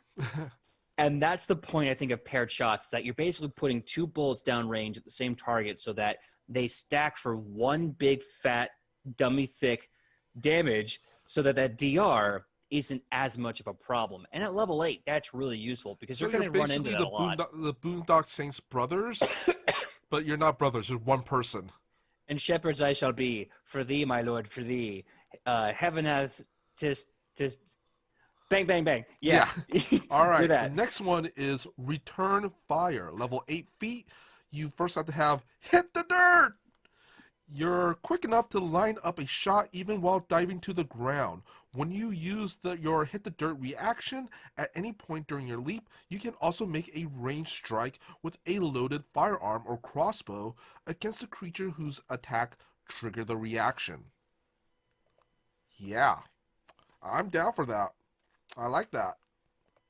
Very, very nice. Hold on, there we go. Sorry, I was in the at the table, basically the Nat20 Discord channel. Someone put in a joke about how the Paizo chat had rocket jump. Shortly after we were mentioning the rocket jump abilities, I was kind of like, "Ah, it's funny. I like that." Yeah, I like this because this is a really cool way to play defensive and offensive at the same time. And also, if you like your Matrix, if you're like Deep Cut, who remembers the video game Opera House? If you like that deep gung fu kind of wire fu style of action movies, like the Chow Yun Fat movies, Yeah. great way to epitomize that. Yep. All right. Next one is Shooter's Aim. Why don't you take that? All right, Concentrate. It's a 2 actions Concentrate Gunslinger trait at level 8. That rhymed. You can take an extra moment to carefully align your aim and breathing. You make a ranged weapon strike. You get a +2 circumstance bonus to the strike's attack roll and ignore the target's concealment. I was wondering when we were going to get this. If you're using a firearm with the unsteady trait, you don't take the normal circumstance penalty for firing. Without using a tripod, okay, these people are on like some next level stuff. We were over here being 2,000 and late. They were over there being 3,000 and great, thinking ahead with the guns. So you don't get a penalty for firing without using a tripod or interact action to use the same strike. This, I was wondering when this was going to come. This is tremendous for your snipers. You already have great range, or at least range increment penalty defenses. And now what's happening is you get to put that big, fat, dummy thick bullet down range with your +2 to hit. And if you're level 15 with Ghost Shot, you can do all that again and still get all your precision damage because they're not going to know where you came from. So taking shooter's aim with a full level 20 gunslinger sniper, I was waiting for that, and there it is. Yeah. All right. Next up is Smoke Curtain. Level 8 feet, 2 actions, requirements. You're wielding a loaded firearm. You load an extra dose of black powder into your shot, causing it to belch out a rolling cloud of smoke. Make a strike with your firearm to create a cloud of smoke in a 20-foot burst centered on your location. Creatures are concealed while within the smoke, and creatures outside the area are concealed to creatures within the smoke. The smoke dissipates in 1 round. The strike gains the following critical failure effect. Critical failure, the firearm misfires. See sidebar on page 4. So pretty much this is a smoke bomb. Yeah, it's a really cool smoke bomb that kind of works both ways. Yeah. It's a smoke bomb or a low-grade darkness spell. Pretty much. Also, hey, Smoses 3D, how you going? How you doing? Good to see Sleepy Smoses. Good to see you in the chat. 10th level. We're only halfway. We're so behind because this class is so much fun to talk about. Yeah. We're not going to get to Inventor. That's next week. Yeah, we're definitely not going to get to Inventor. We'll try to build something with you all here at the table because we always have that little section where we build something. And I know we're talking about building John Wick, so we might do that. Maybe we'll take notes along the way. I haven't. 10th level, Called Shot. 2 actions. It's a flourish, so you can only do this once, which is kind of moot because with 2 action cost, you can only do this once around anyway. You target a specific part of your foe's body. And here it is. This is a flashback to Pathfinder First Edition. I'm really curious what they've done with this. Damaging the chosen limb or body part in a way that hinders your foe's ability to move, fight, or think. Declare a portion of your foe's anatomy to a target and make a ranged weapon strike. If you hit and deal damage, important, apply one of the following effects to the target until the end of your next turn based on the body part you targeted. So if you basically Called Shot the arms, not only you're going to do damage, and that's kind of important because I think there was a lot of confusion when I played Gunslingers as to whether or not the ability still hurt them or if it just imposed this effect. So I'm glad they've put that in the language. If you call shot to the arm and do damage, the target is enfeebled 2 on a critical hit. It's also enfeebled 1 for a full minute. If you hit them in the head, they're stupefied 2. On a critical hit, it's also stupefied 1 for a full minute. That's great if you are fighting casters. If you're like, oh, that's a caster, they're a cleric, they're a wizard, I don't like that. Headshot. Headshot, stop them from casting as well. Legs, or a tail for legless creatures. The target takes a -10 foot status penalty on its speed. On a critical hit, it also has a -5 foot penalty on its speed for 1 minute.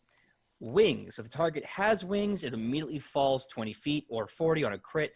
The fall is gradual enough that it causes the target to hit the ground. The target takes no damage on the fall. What I love about this is that it rewards the critical hit with a ongoing condition as opposed to just a bigger condition that will last for as many rounds.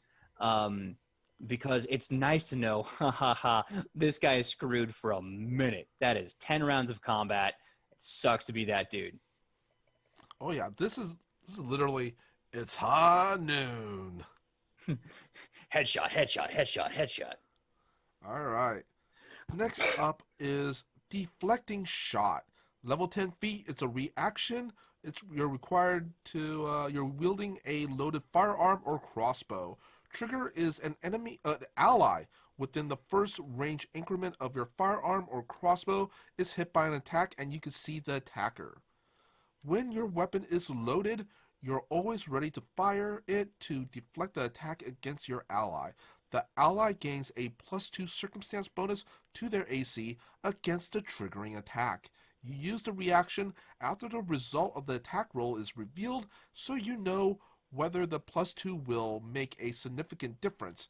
For example, whether it will turn a success into a failure or a critical success into a success. See, I really like that because I hate some of the guessing games. Sure, it does create a fun gamble aspect to it, but sometimes when your life is on the line, I mean, figuratively, of course, because no one's going to kill you if your character dies, uh, it's good to know that this deflecting shot will actually do something or not. So I really like that language being used. I also had that mental image of like, oh God, what are all those movies like Wanted or something where like two bullets hit each other in midair and then just kind of Yeah. When you curve that bullet. curve that bullet. All right. And speaking of deflecting shot, you could also instead take redirecting shot. An ally misses with a range attack that uses a thrown weapon or ammunition. So say you have an elven ranger who is prone to miss. Sorry, Kylie. Requirements. You're wielding a loaded firearm or crossbow. Seeing your ally's attack about to go astray, you fire your weapon to right its course. This is ridiculous, and I love it. Make an attack roll with your firearm or crossbow against the target of the triggering attack, ignoring any bonuses the target would gain against you from lesser or standard cover.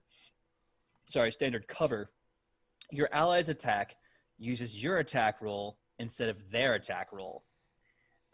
So effectively speaking, you're rolling for them, and like let's say they roll a 2 on the die face with their bonuses. That's a total of like 9, right? They're not going to hit almost anything, unless they're flat-footed. So you're like, oh, that sucks. Reaction. I'm going to shoot their arrow back at the dude. Roll 15 die face. God, what is level 10? Oh, gee, level 10. Yeah. That's at least another plus 21. So that's a plus 36 to hit. Yeah, it's going to hit most things. Yeah.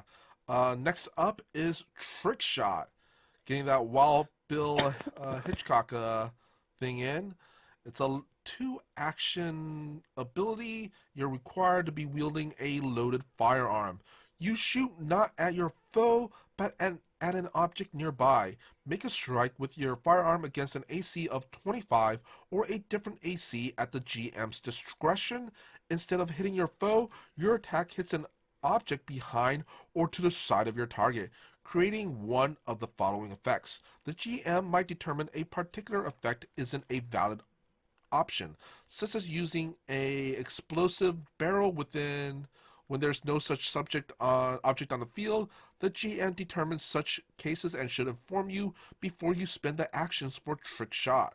You can dislodge an object. Your attack knocks an unattended object of no more than 2 bulk out of position, moving it up to 10 feet in a direction of your choice. For example, the weapon can knock a wizard's crystal ball off a table or explosive barrel. Your attack strikes a barrel of explosive rum, a vial of volatile alchemical fluids, an erupting demonic pustule, or some other explosive object.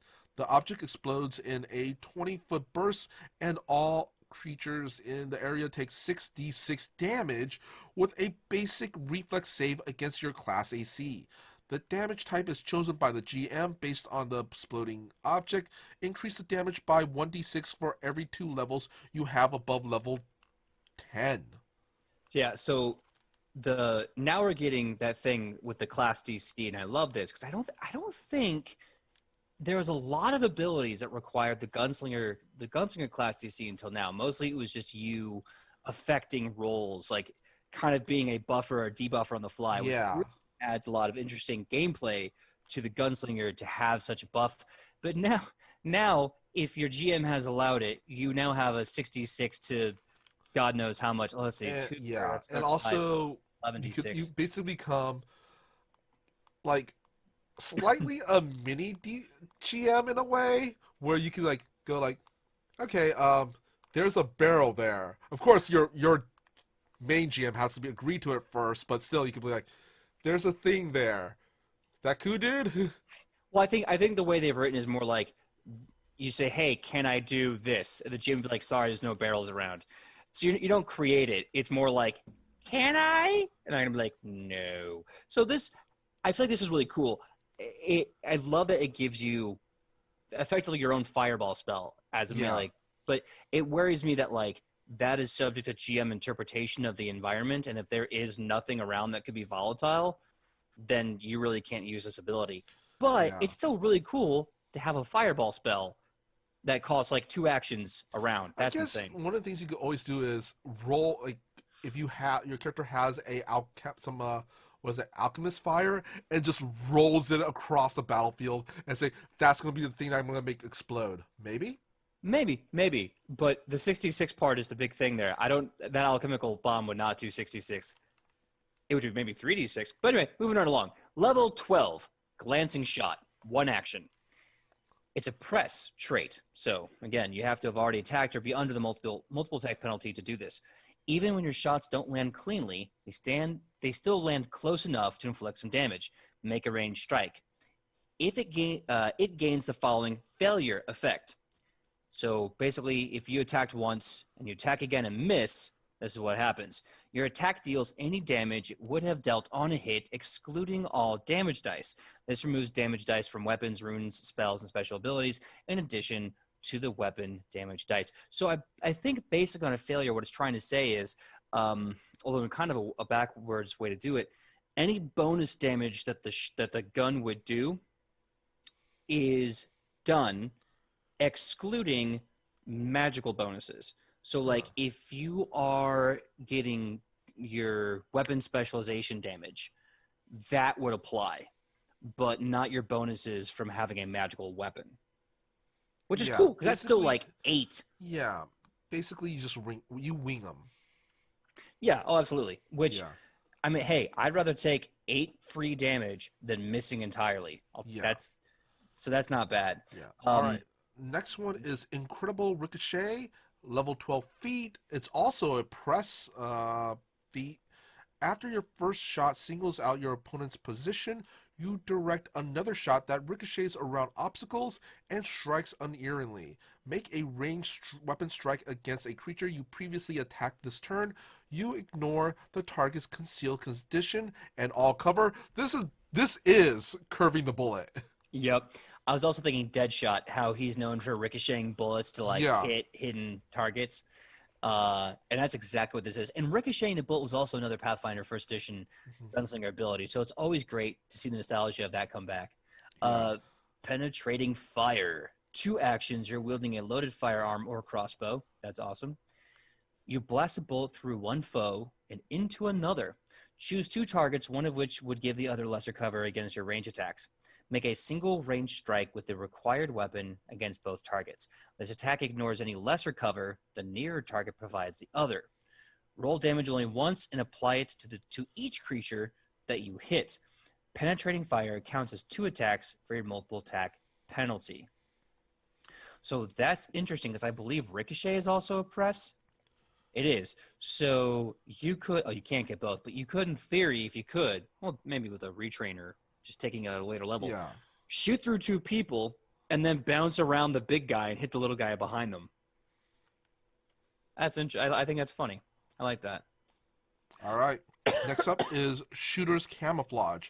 Level 12 feat. You specialize in blending into a particular type of environment, allowing you to disappear from sight after taking your shot. Choose either natural or urban terrain. In the chosen terrain, you can hide and sneak even without being concealed. Once again, this is definitely something you want to take as a sniper, and especially also pair this up with that scout dedication. Oh, yeah, that's really good for scout. What I think is interesting about taking this for the sniper is that this kind of does what you're already going to get at level 15, which is it allows you to fight without being seen and breaking your stealth. And it's interesting that they both do this because you basically have this kind of like a bridge for 3 levels. And then when you get it at 15, I guess you could always, it's good to have no matter what. I'm just thinking about once you get to 15 and get Ghost Shot, what is the use of this. I guess because that way you're hidden from more than just your target. You're hidden from everyone. So I mean, that's and useful. also, worst comes to worst, you can just retrain out of it. Exactly. If it's like it doesn't work for me, I don't vibe with it, train out, retrain. All right, why don't you take that True Grit, Rooster? True Grit, great movie. This was also another Pathfinder 1. I love that. It requires grit and tenacity. Hardened by conflict, you possess an intractable stubbornness. If the reroll granted by your grit and tenacity reaction is a success, you get a critical success instead. If it's critical failure, you get a failure instead. I'm trying to remember, do we cover grit and tenacity? Did I just completely blank on that? I'm looking back at it. Grit and tenacity. Grit and tenacity, 8th level reaction once per hour. That's the ability that basically allows you to re-roll a save with a +2 bonus as a reaction. That's right. So that basically says, okay, cool. So when you use grit and tenacity, basically, you're always going to roll one success higher. Yeah, a little insurance. Yeah. It's like, man, I suck at rolling saves. I got to really get true grit and tenacity. Makes sense. Like, ain't got time to die. I gotta roll this right. Ain't got time to bleed. That's right. All right. Next up is we're getting up to our level 14 feats. Is it just me, or is there a lot of feats gunslingers have? They have a lot, but I think it's because they're an amazing variety martial class. All right, this is Dance of Thunder. It's a 3-action ability. You can do this once per minute, and you're required to be wielding a loaded firearm or crossbow and not fatigued. Your steps echo with the thunderous retort of exploding black powder as you dance a dance of death. Use any of the following actions you choose in any order. Step, strike against a target within your firearm's first range increment and interact to reload. If you attempted a strike and it succeeds, you can repeat these 3 actions again in any order. If you attempt a strike in the second set and succeed, you can repeat the actions one more time. Using Dance of Thunder, you become fatigued for 1 minute. Oh man, this is Gun Kata from Gallica. Oh, not Gallica. From Equilibrium. Equilibrium, yeah. Yeah, I was just thinking that if you attempted a strike and it succeeds, you can repeat these 3 actions again in any order. If you attempted a strike in the second set and succeeded, you can repeat this one last time. So the fact that you can just move, strike, reload, repeat up to 3 times, and what's important to say here, I'm looking at the language, making sure this is the case. Yes, unlike the Drifter's Wake, which has to be 3 separate targets, this can be the same target 3 times. Honestly, you just have to keep moving, and you can move yourself from one position into a flank position. That's so good. PJ, honestly, I feel this should have been the capstone. You know what? You might be right, but let's see what the capstone is, because maybe the capstone is something so simple that it's broken. Showstopper. Prerequisites: Pistol Twirl, expert in deception. Your twirling weapons create a distracting dance that your enemies find difficult to look away from. When using Pistol Twirl to feint, you can target all enemies within your weapon's first range increment who you can perceive and who can see you. You roll 1 deception check against all of them. That's kind of nice. Okay, Shawn Michaels. Oh God, I'm trying to remember his theme song. I know I'm cute. I think I'm sexy. I got the looks to get the girls all wild up. I think that's a song. Yeah. Oh, my childhood. What the hell was sung by the Sensational Sherry. Oh, that's right. Yep. And then I think later, Shawn himself did a remix. Yeah. Okay. Our next one is 2-weapon flurry. All right, you gunslinger monks. This is what you want. It's one action. Requirements are you're wielding 2 weapons, each in a different hand. You attack with both weapons in a furious barrage. Strike twice, once with each weapon. as a one action Yeah. cost. And now At level here's my 14. At level 14. okay. So, but it's true. Like a level 14 Pistolero dual wielding, and in the notes is written, it says, for the sake of this playtest, like you can reload with your hands full for reasons that you'd see up there when you look at it. So now here's my question: do the two shots stack the multi-attack penalty? Because they say sometimes it does, sometimes it doesn't, but they always put that language in there because if it doesn't, I this don't tells think it me does. I Because it don't doesn't think say so. because you can assume it does, but usually they physically express the language. Yeah. Oh, I see. I see. Okay, here it is. This is a flourish and a press action, which Mm. means you can only use this ability when you're already under a multiple attack penalty for starters, and you can only do this once. So, what this means, at least in my brain, is that you attack once, attack twice, and then attack two more times Oh my with the god, 4 same penalty. attacks. Oh. Four attacks at Oh. 14 without quickened or hastened, without the quickened or Oh. yeah. So that's pretty darn. And as a pistolero, that's good. Yeah, Wither King, flipping tables now. Yeah. Yep. Flip that table and then go crazy. We're Alright. getting close to the end. Fatal bullet. I know a few people. I think I mentioned fatal bullet. Definitely the fatal trait. Here it is. This is level 16, by the way. Mhm. You're especially talented at striking your enemy's most vulnerable areas. When you critically hit with a firearm that has the fatal trait, you deal an additional die of the appropriate size and damage type for that trait after doubling the weapon's damage. For example, after a critical hit with a fatal D12 weapon, you would add an additional D12 damage to the attack after doubling the damage. If I remember correctly, because I get fatal and deadly confused, I think deadly is when you crit, the weapon becomes the new damage dice, and then that gets doubled. But what fatal does is it takes the damage dice for fatal and it adds like up to 3 of that depending on your weapon level. So in theory, if you're using a sniper rifle that does 1d12 damage, I don't know for sure, I'm guessing, and it's got fatal on it, when you crit, and let's say you have a +3 weapon, and the fatal would be, I don't know, D8. Instead of doing 2d12 plus 3d8, you're now doing 2d12 plus 4d8, and that's not including precision damage. That fatal bullet is amazing. Yeah. And Ooh. it's so easy to crit fish because you're a legend by like level 13, Yeah. 12. So by the time you get this, Oh. you're like, yeah, I'm going to be doing like plus 20, 30 to hit.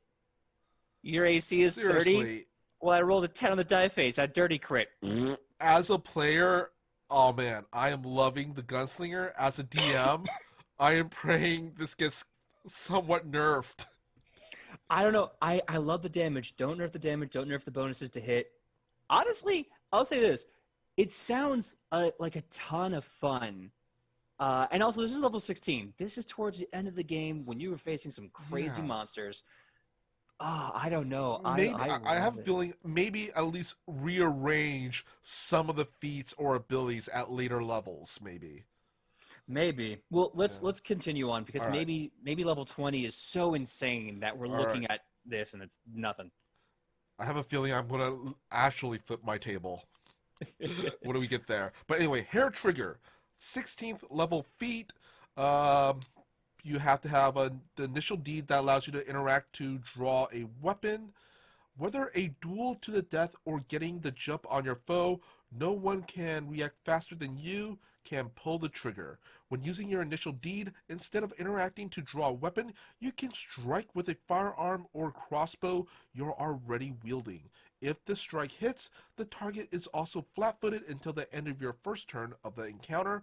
Special. If your initial deed allows you to interact to draw a weapon more than once, this feat allows you to replace one of those interact actions and use the other one to draw a weapon. You can't replace both interact actions with strikes, but you can draw a loaded firearm or crossbow and immediately shoot it. That is a salad of mechanics right there. Yeah. I like it though. I like the idea that it gives you versatility and striking. As again, you're dealing with this momentum, this really cool mechanic of momentum that they build into the trading offhands. But man, it's pretty dense material to get through. Let's see here. When using your initial deed, instead of interacting to draw a weapon, you can strike with a firearm or crossbow you're already wielding.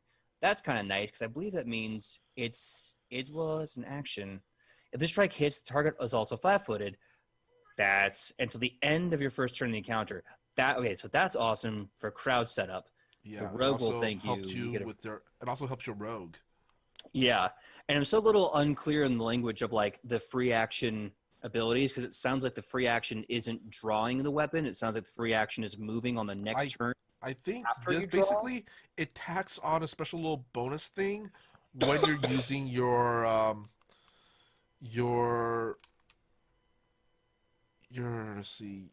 deeds thing, your second deed thing, your initial deed, the first your one. your initial deed thing. I think what this does is if you are late game and you don't need a +2 for your initiative, and if you're not, if your weapons are drawn all the time because you're level 16, you're so ready for war, this still allows those initial deeds to have value end game by basically giving you one attack, like one quasi-free, debatable free attack. So like it's really good because a lot of mechanics sometimes at end game have no value. And this does a good job of bringing it back from the early day grave. True. Next up is instant return. Why don't you take that, PJ? Sure. Reaction. Trigger. An enemy misses you with a ranged attack using a type of ammunition appropriate to your weapon. Don't tell me you pull it out of the air and reuse it. You're wielding an unloaded... Oh, I have a silly feeling, and I love it. With a single fluid gesture... Yep. I'm not hanging my head because it's bad. I'm hanging my head because this is amazing and silly, and I love it. With a single fluid gesture, you catch a projectile out of the air, load it into your weapon, and fire it back at the attacker. Never mind, that's not how bullets work. It's still awesome. Interact to load the projectile into your weapon and then make a strike with the required weapon against a triggering opponent. Since you're using the foe's ammunition, this strike applies any special effects that ammunition would have. For example, if it was an explosive ammunition, it would explode in a burst of fire. This is such... First of all, it's silly. It makes me laugh because it's like, that's ridiculous. That's not how bullets work, though. No, but you have to have a charge and powder, and then the shot, and once the shot leaves the charge, there's no charge. What are you, Superman? Let's just And if you're Superman, why would you need to shoot them with a bullet? I love Wither King's response. You catch the arrow, you turn it into a bullet, you shoot it from your gun. Oh my god. But here's the thing, Paizo. What you have done is created this brilliantly hilarious, awesome, memey way to take the monk's reflect missile and make it work for a gunslinger, and it's just goofy, but God, I know you like this, PJ, but this is legit making me mad. This is legit making me heated. Because here's the thing. We both know it's not how bullets work, right? A bullet, at least a modern bullet, is the shot and the wadding in the package, all in the brass. When the hammer hits when the firing pin hits the ignition, the explosion, which is why when you hear a gun, suppressors don't make the gun completely silent, because the first noise of a gunshot is the charge of the round exploding, which sends the bullet through the rifling of the slide or whatever it is your gun has. And then when it leaves, the crack in the report is the sound barrier breaking as the bullet flies. The initial crack is the charge. So once the bullet leaves the barrel, there is no way to refire it. But let's just pretend. And how do you catch a freaking bullet? I mean, let's just pretend in a world where I can put a cataclysmic spell into a sword and stab it into a boat and blow up the boat, that I don't want to live in that world. Yes, you do. No, I don't. I tell you to. So You anyway, can't make me. look, the bottom line is the fact that this insane ability is useful. It's extremely useful, but making us this heated and laughing our asses off about it is proof that this is good game science, because it's just hilarious. What I also love is this is, as a player, this is the best way to flip the middle finger to your GM when he's like, I have this amazing bullet, like this arrow, and it's going, or bullet, or whatever, and it's going to do this amazing thing. This is Nope, when sir. you. I don't like it. If This is anything, when you. this should be like level 20. This is when you thank you next, and you throw it back at him. This should not be a level 16 ability. This is ridiculous. Oh, God. Could you imagine grabbing an explosive bullet out of midair, loading it into your weapon, firing your weapon, and then you're shooting the big bad evil guy's bullet back at them? Not even just catching a magic bullet. You're catching a bullet, period. I love it. And the chat's just lighting up. Like, Gunslinger does what he wants. Like, screw your physics. I do what I want. God. Okay, let's please move on, because I would love All right, to. yeah, I'm level about 8. this. Level 18 feats. Piercing critical. Level 18. Oh my god. Oh god. Your attacks with your preferred weapons deal especially devastating wounds. When you strike with a firearm or crossbow, for which you have legendary proficiency, you critically succeed if you roll a 19 on the die, as long as that result is a success. If this has no effect on a 19, if that result would be a failure. First of all, GMs, if you're putting someone in front of your enemies that a 19 on the die face at level 18 with bonuses would not hit, you're doing it wrong. Yeah. I love GMs, but sometimes you get this power trip, like, they shouldn't be able to beat everything. Sure. But if you're throwing something in front of them they mathematically, systematically cannot handle, then you need to find a new way to tell that story of them running away from a fight, other than putting them in front of something that just removes their hope and their fun. Yeah, even a Tarrasque. You should be able to hit a Tarrasque with a 19, especially considering how big it is. Yeah, and again, especially at 18 with someone who's stacking a legendary proficiency. Because at 18 with legendary, hold on, I gotta do math. That's 24 flat before you put in the, let's be generous and say +6 at this point, without even including magical weapons. Including that's +3, so that's another 9 total. 9 plus the 24, that is a 9 plus 24. That is a 33 bonus to hit. If a 19 plus 33 doesn't hit the target, stop it. Yeah. Just stop it. Oh, Wither King says, I think this is regarding the instant return feat. Well, if you look at it this way, magic, the end. Yeah, sure. We'll go with a wizard did it. Yeah. And I'm seeing Rube Psyche mention in the book Kingmaker, the dragon Ilthuliak had an AC of 58. Yeah, again, stop it. Like, if you're getting buffed out the wazoo, I could understand that. And again, this was first edition, which was an awesome system with so many crutchy possibilities that you could just create and flow and attempt. But like, if you just cannot do it unless it's a critical, if you only have a 5% chance of hitting this enemy, you got to figure out a different way to do that. Yeah. All right, let's move on to Unerring Shot. PJ, take it away. Your senses are finely tuned to the slightest variations in the air, allowing you to place your shot exactly where you intend from any range. When attacking with a ranged weapon in which you have a master or greater proficiency, which you probably will at level 18, ignore the penalty from its ranged increment. Its maximum range is unchanged. Additionally, if your target has cover against your attacks with such a weapon, it doesn't gain the bonus to AC if it has lesser cover.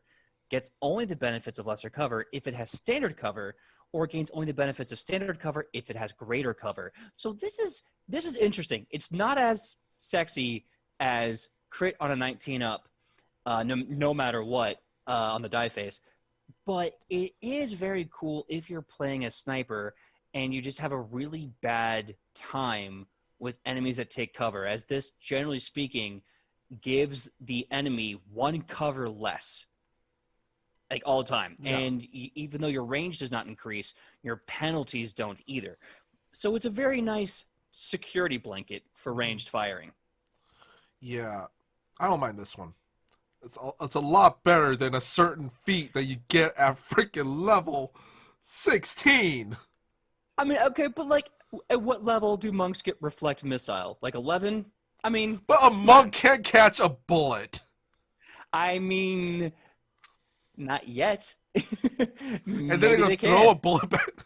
Throwing a freaking Look. I'm not gonna go to where some guy's punching dragons to death and tell him how to rat a bullet at some unsuspecting demon.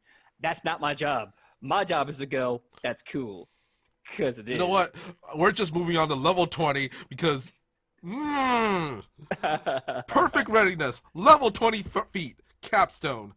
You prepare to fire with an instinctive speed that suppresses thought. You're permanently quickened, and you can use your extra action only to step or interact to reload. Okay. Okay. I mean, so first of all, permanently quickened. That's awesome. Hasted all the time, all day, every day. You can only use this to move or reload or interact. Okay. We all got excited because we were thinking more shooty pal. Yeah. More shooty pal. Now, in a way, though, this does give more shooty pal because you're not spending any of your action economy to move. You're not unless you want to. You're not spending any of your action economy to reload when you run out of bullets. You are still freeing up time to shoot more. This is really solid. It's not. It's like they said when they were trying to like pin on Al Capone. It's not sexy, but it'll work. Mm-hmm. Once again, I honestly feel this should be switched out to with a certain level 16 feat. That I wouldn't mind. Mm-hmm. Because I like that you can basically use all your actions to attack and then reload for free or move for free. That's pretty cool. Last one, Slinger's Reflexes, the last level 20 capstone feat of the Gunslinger. You have a preternaturally sharp ability to react to unexpected circumstances. At the start of each enemy's turn, you gain an additional reaction that you can only use that turn to take a Gunslinger reaction.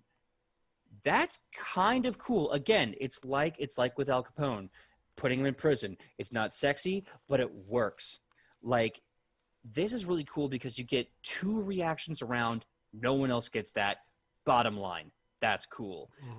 Now you can only use that reaction to do a Gunslinger reaction, but how many of those reactions have been doing a save twice and taking the highest number with a +2, has been giving yourself a bonus AC to stop an attack from hitting you, period, or how many of them has been, I'm going to attack anyway? Like, the fact that you could, in theory, potentially, maybe even with some, like, jumping into dedication feats here and there, get 2 attack of opportunities around when no one else can, one actually being an attack of op and one being sort of an attack of op still, that's spicy. That's a spicy meatball. Yeah. All right. So far, my feelings about the feats for a gunslinger, it just feels certain feats should be at different levels.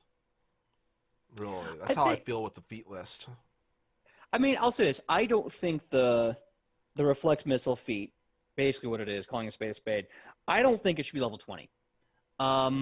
As insane scientifically as it sounds, and as ridiculous and funny as the mechanics are as the fluff is, mechanically speaking, this is just reflect missile, which is awesome. I'm not saying it's bad. This is truly amazing. It's a great way to send a middle finger to your DM or your GM when they shoot you with like this ammunition they've readied.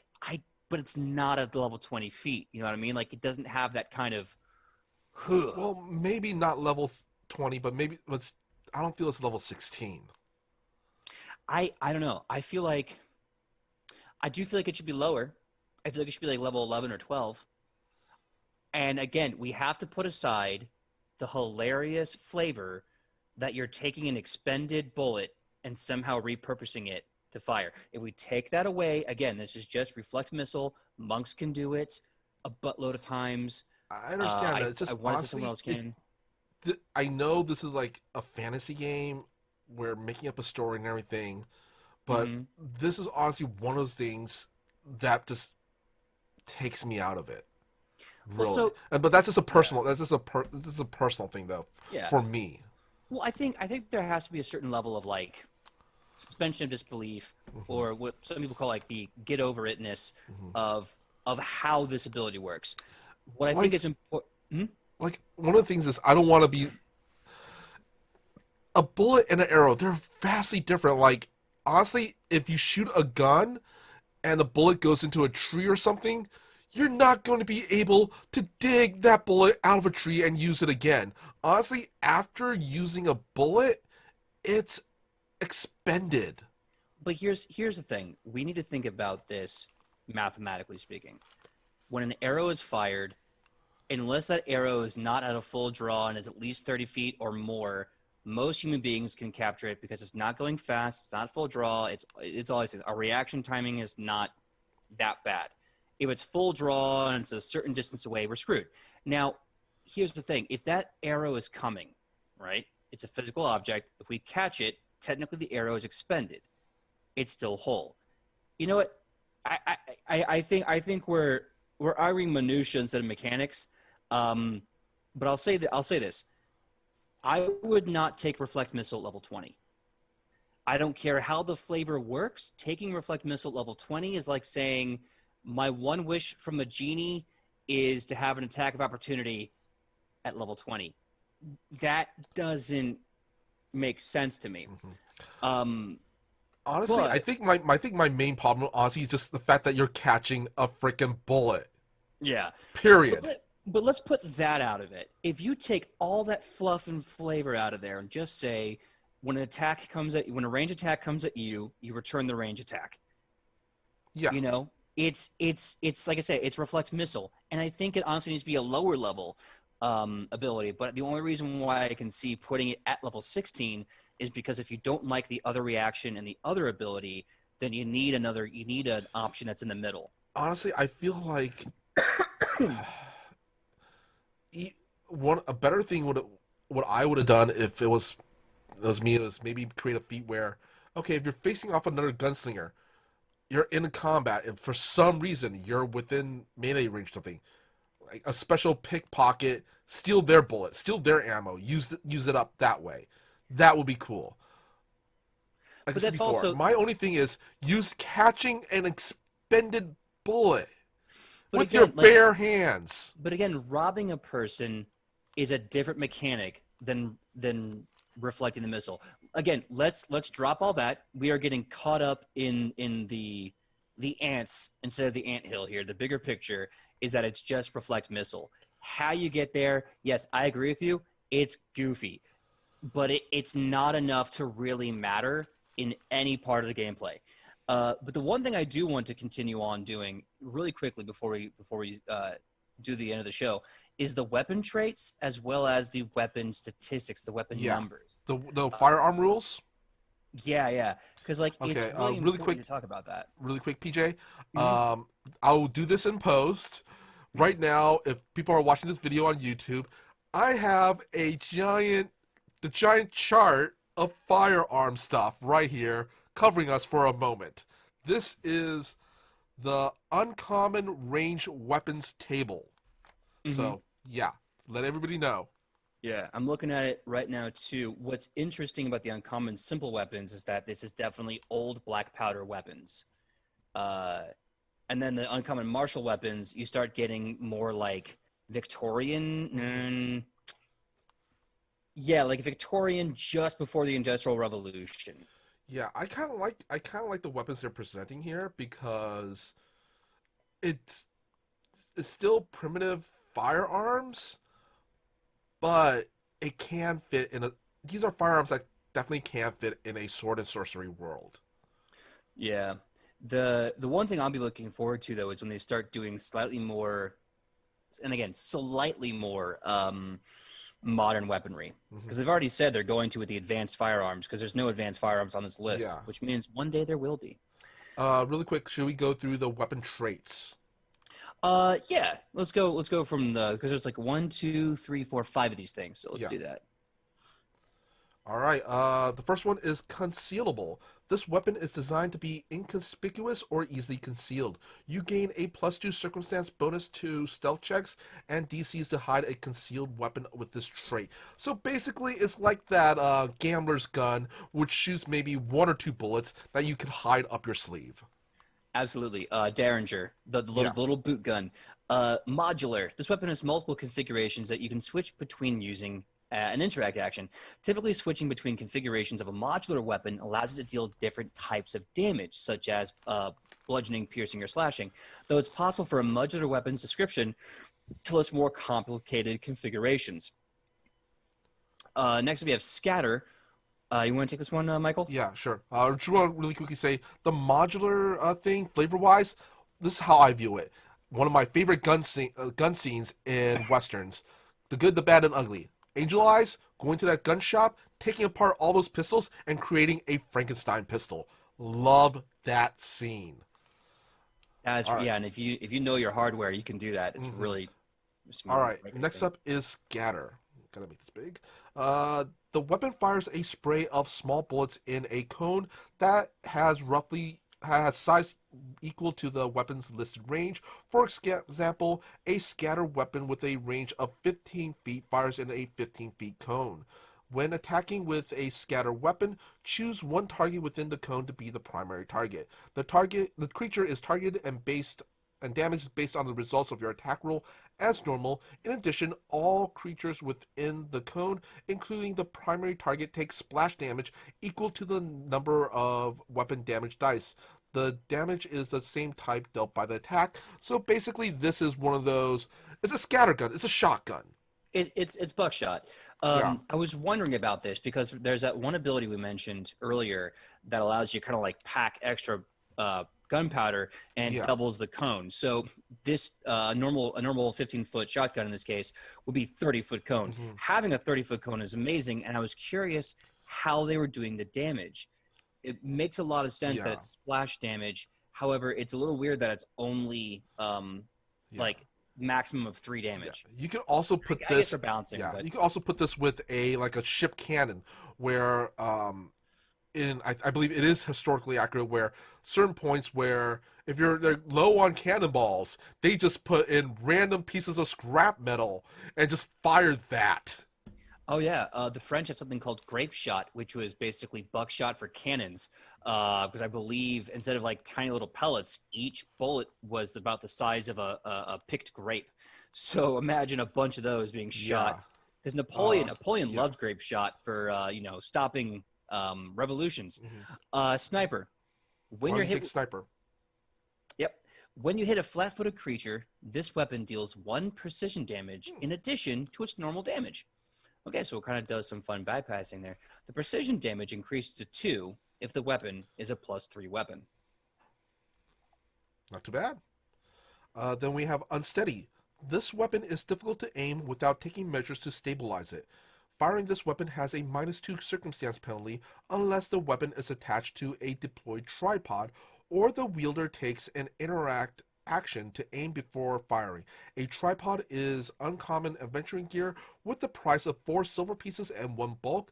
It can be set up with an interact action using 2 hands. So basically this could be put onto, I want to say, a Gatling gun, or maybe some sort of gun that's really front heavy. Yeah, I was looking at the chart. And by the way, if you don't have the playtest materials, I'm going to make sure to put it in the Discord link for the Nat20 Discord.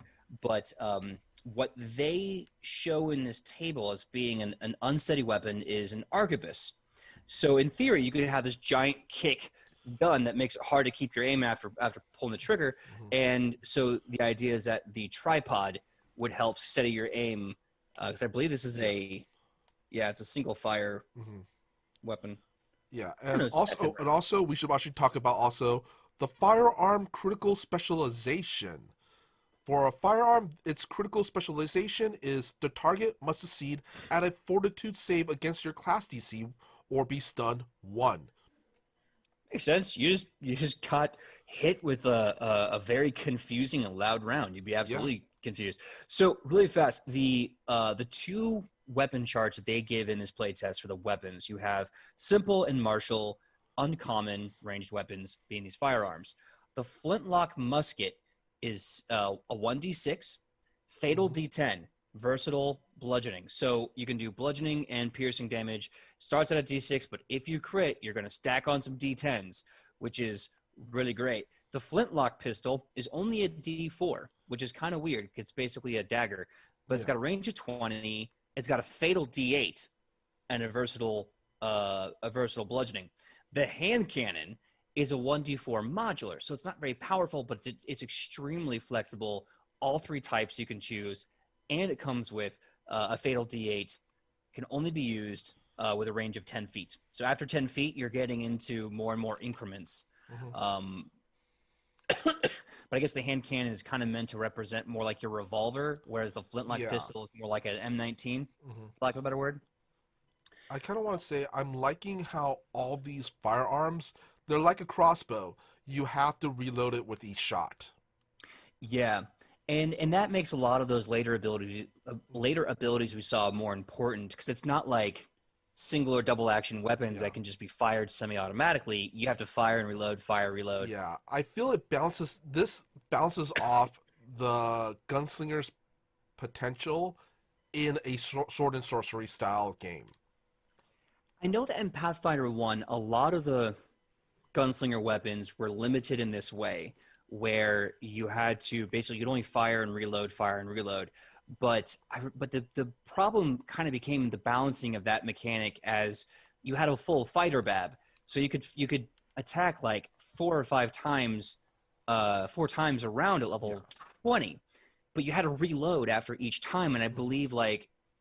believe reloading took one of your attacks. Or honestly, it's been so long since I played a level 20 gunslinger.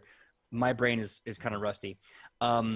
But now we're going to the uncommon martial weapons. These are going to be the ones that are going to require two hands, except the dueling pistol. So the arquebus is a D8 with a fatal of D12, and so far is the only sniper weapon in the game on this list. So if you want to play the sniper with a ghost shot and all this awesome damage we talked about, arquebus seems like the way to go. It's got a range of 80 feet. After 80 feet, you're going to start hitting your second range increment. It takes two hands to hold, bulk of two, reload, one action. Uh, the fatal D12, sniper, unsteady, so you're going to have to steady your weapon. Makes sense. Arquebus has a lot of kick. And a versatile of bludgeoning. The blunderbuss, we talked about that. That's the Mhm. only scatter weapon so far. It does 1d8, has a 15-foot cone, which can turn to 30 if you get that feat. Scatter, versatility, bludgeoning. Last but not least, the dueling pistol. Um, it is a 1d6 weapon with a 30-foot range, so it's a little behind the musket, but it's a one-handed weapon. So it's a pretty good balance there. It's concealable, got a fatal of d10, and versatile bludgeoning. So it sounds like if you want to play Pistolero, the dueling pistol is Yeah. probably the way to go. Yeah, it's a one shot pistol, a one shot six shooter kind of. Mm-hmm. Yeah. I will say, like, and obviously optimization doesn't matter. Play what you want to play. Mhm. But I will say, looking at all this in the shoot reload rules, I feel like the arquebus is probably going to be the most fun because you're going to put a lot of damage downwind and then reload. And if you go the sniper route, ain't no one going to see you. Yep. All right. So yeah, that's the Gunslinger playtest class. Any final thoughts? Um, I like it. I like it as is. Paizo, don't change a thing. Um, what I think the gunslinger class does very well is when it deals damage, it really deals damage. And when it buffs the party, it does an okay job buffing the party. Like the gunslinger with the buffs they give the party and the tactics they give the party, they're never going to replace the investigator, they're never going to replace the bard. But if all you have is a gunslinger, you don't have those other two, you're still going to have someone who can do their own AoEs, have some interesting crowd control, and give a small amount of buffs and setup for the rogue that makes this a very diverse and still yet very focused class with a ton of different ways to build it. So don't change a thing. I think it's great. I like my classes to be a little OP because I like fast stacks of damage. For myself, I also do like it. I do still feel that certain things should be perhaps rearranged. Maybe not to level 20, but maybe just some stuff should be rearranged. And also, honestly, when I heard that we were going to be getting 2 new playtest classes after New Year, I kind of had a feeling one of them was going to be the Gunslinger. And especially, which makes sense since they, Paizo has recently teamed up with Pinnacle, who has a license for for Savage Worlds, which has the licensing for the Western TTRPG game called Deadlands. Yeah, Deadlands is really, really cool. I'm so excited that Paizo is working with them. Yeah. There's a lot of really fun stuff they can write together. Yeah, Paizo is right now, I believe, partnering up with Pinnacle for Savage Pathfinder. Yeah. Oh, and by the way, I keep saying about the catching a bullet trick. I've seen behind the scenes of the Penn and Teller catching the bullet trick. It's actually a very, very old trick someone else used to do forever ago, where they would catch it with a plate. And if you ever seen the movie The Prestige, I think it's the same thing. Basically, it's a preloaded bullet, and the gun fires a blank. No, I'm excited. I'm really excited about the Gunslinger. The Gunslinger in Pathfinder has always brought about very interesting options, whether it's as a class or equipment or world setting. It's always brought something new. And also, it's hilarious how much D&D 5th edition has been trying to take that and use that, and then ultimately just have to kind of in drips, let's just give it to the artificer, let's make it a D&D Beyond other thing, but they won't fully commit to it, but they want to. You can tell they want to. So I just think that's interesting. Astral Hellhound is asking AoE crowd control versus precision, accuracy, and damage? That's a good question. I think, honestly, depending on how you stat your equipment and take your feats, you may be able to balance both. Yeah. Because there's a few feats where, when you throw a bomb in the air and you shoot it, and it rains the alchemical components down and does an AoE to, a 20-foot burst area. Mm-hmm. So, you could really feasibly do both things. This is a very versatile class. PJ, I got a question for you. I got an answer. With the 3 different deeds, 3 different ways, what's your list ranking? Oh, man. Okay, so if I'm going for, me personally, rule of cool, I'd go with Pistolero. Because I love that kind of fast gameplay. But if I had to go with a little bit of a number munch and be man, I would love to just be the guy who does a lot of damage, I would go the sniper. That's where I'm in a tie. Rule of cool, the guy who wants to just goof around and have fun and not give a damn, Pistolero, because there's some really fun things there. I love that kind of Matrix-esque gameplay. But if I was man, I just want to one shot, one kill, take a dude out, and feel like a badass doing it, sniper would be the other way. I'm going to have to say I agree with you on this 100% when it goes to Pistolero, sniper, and then drifter.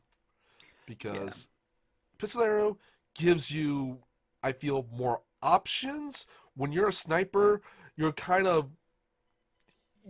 build-wise, you're kind of concentrating on one style of build. With Pistoleros, you have options of how you fight. And then Drifter is basically, it feels like a jack of all trades and master of none. It really does. And there's a need, absolutely a need for that. Because you have the sniper who's I'm going to focus on basically being a ranger rogue combo and put a bunch of pain, a bunch of hurt on that one dude, and that's important. Yeah. The Pistolero is someone's got to be in the thick of this mess, doing damage and keeping people on their toes. And then you have the drifter, who's a little bit of both. Mm-hmm. Lots of mobility, crowd control, lots of shots, but just a, and you have to have balance, or else if everything is hyper munchkined, then you have no flexibility. And if one gets shut down, notice the dominoes just fall. Yeah. So, like I said, I think both our list is basically Pistoleros, Sniper, and then Drifter. I think that's safe to say, right? I think that's safe. But, again, everyone in the chat, everyone watching this, comment with what you think, your builds. I've been seeing, I believe Adam Jenner in the chat making a really interesting a push for a Gunslinger Beastmaster, and they were asking for, like, what names to give the pet. Their horse. Yeah. And you can do all kinds of fun things. Yeah, with that, I'm gonna go with that Western TV show back in the day with Bruce Campbell, The Adventures of Briscoe County Jr., and call him Comet. Comet, that's a great name. Yeah. I like what's his name? El Cid, whatever you feel about him, it's your personal choice. But his name for his horse was, oh gosh, I'm trying to remember. I want to say it was Babieka. Babieka, something like that, and it meant stupid or goofy. And because when he first saw his horse, he was like, "That horse is stupid," and then he got it and he said, "This horse is awesome." But the name stuck, so everywhere he went, you had El Cid the Conqueror and his horse Stupid, and they just ransacked for obviously terrible colonialism. They were bad. But I love the idea of having a horse named, what is it? I had a campaign where I played a cavalier. My horse and my cavalier was meant to be Italian, and the horse was named Sciocco, which I think meant silly, like being a silly little kid. Mm-hmm. So I called him Shoki for short, and me and Sciocco, the silly horse, went around and saved the world. So I'd name it Sciocco or Babieka. Mm-hmm. All right. I think that's it because we definitely went overtime on this. Yeah. Ooh, all right, everybody. Thank you for strapping in. That was a long one. We just got the playtest materials from Paizo today, showing two awesome classes, the Gunslinger and the Inventor. And today we went on a deep dive with the Gunslinger. And I got to be honest, such a deep dive. I got to be honest, I'm excited. This class looks fun, versatile, creative, and I can't wait to play with it myself. Mr. Michael Powell, what did you feel about the Gunslinger? Well, I pretty much really liked everything except for one thing. I think you know what it is. I do. I completely understand that reflect missile ability that they have is a little weird, but I mean, at the end of the day, it still functions just like that ability. But if you want to see us argue about that, please go back in the episode, watch. Yeah. We're like The View, but with guns. That being horribly said. Yeah, that's really bad, man. I was imagining that. That being said, we're gonna say our goodbyes, and next time we see you, we're gonna pop out the Inventor and do a deep dive on that. Can't wait to get our teeth into that material. Mr. Michael Powell, tell them who you are and where they can find you on that sweet, sweet internet. Well, I'm Michael Powell, and you can find me all over the internet on my social medias, which is at Mr. Kapow. That's MrKabao. And also you can find me on Facebook, which is facebook.com/Michael Powell does stuff, because I do a lot of stuff, such as my YouTube channel, which is youtube.com/Fantastic Tales of Adventure. And yeah, on Thursdays, I'm on the Toyzilla Network channel here on Twitch for Toyzilla Live. It's a show where I co-host and talk about toy news and nostalgia stuff. Really good stuff there. Yeah. Excuse me. My name is PJ McGaw. You can find me everywhere on the internet at pj.mcgaw. Instagram, Facebook, TikTok, what have you. When I'm not here with my man, Mr. Michael Powell, on Tuesdays, 3:30 Pacific Standard Time, doing At the Table with you lovely folks, I'm here Wednesday nights, 8 p.m. Pacific Standard Time, with our flagship epic. See what happened there? Our flagship epic, Edge of Legend, a homebrew story about orcs and goblins teaming up together to go to war with the entire world. And we're going to see right now how really cool it's going. It's going so well. I'm so excited. I hope you guys can tune in. And until then, we've been one of the few shows that ask you to pull out your books, pull out your chairs, and join us. And I will see you same Nat time, same Nat channel here at the table. Bye. Bye.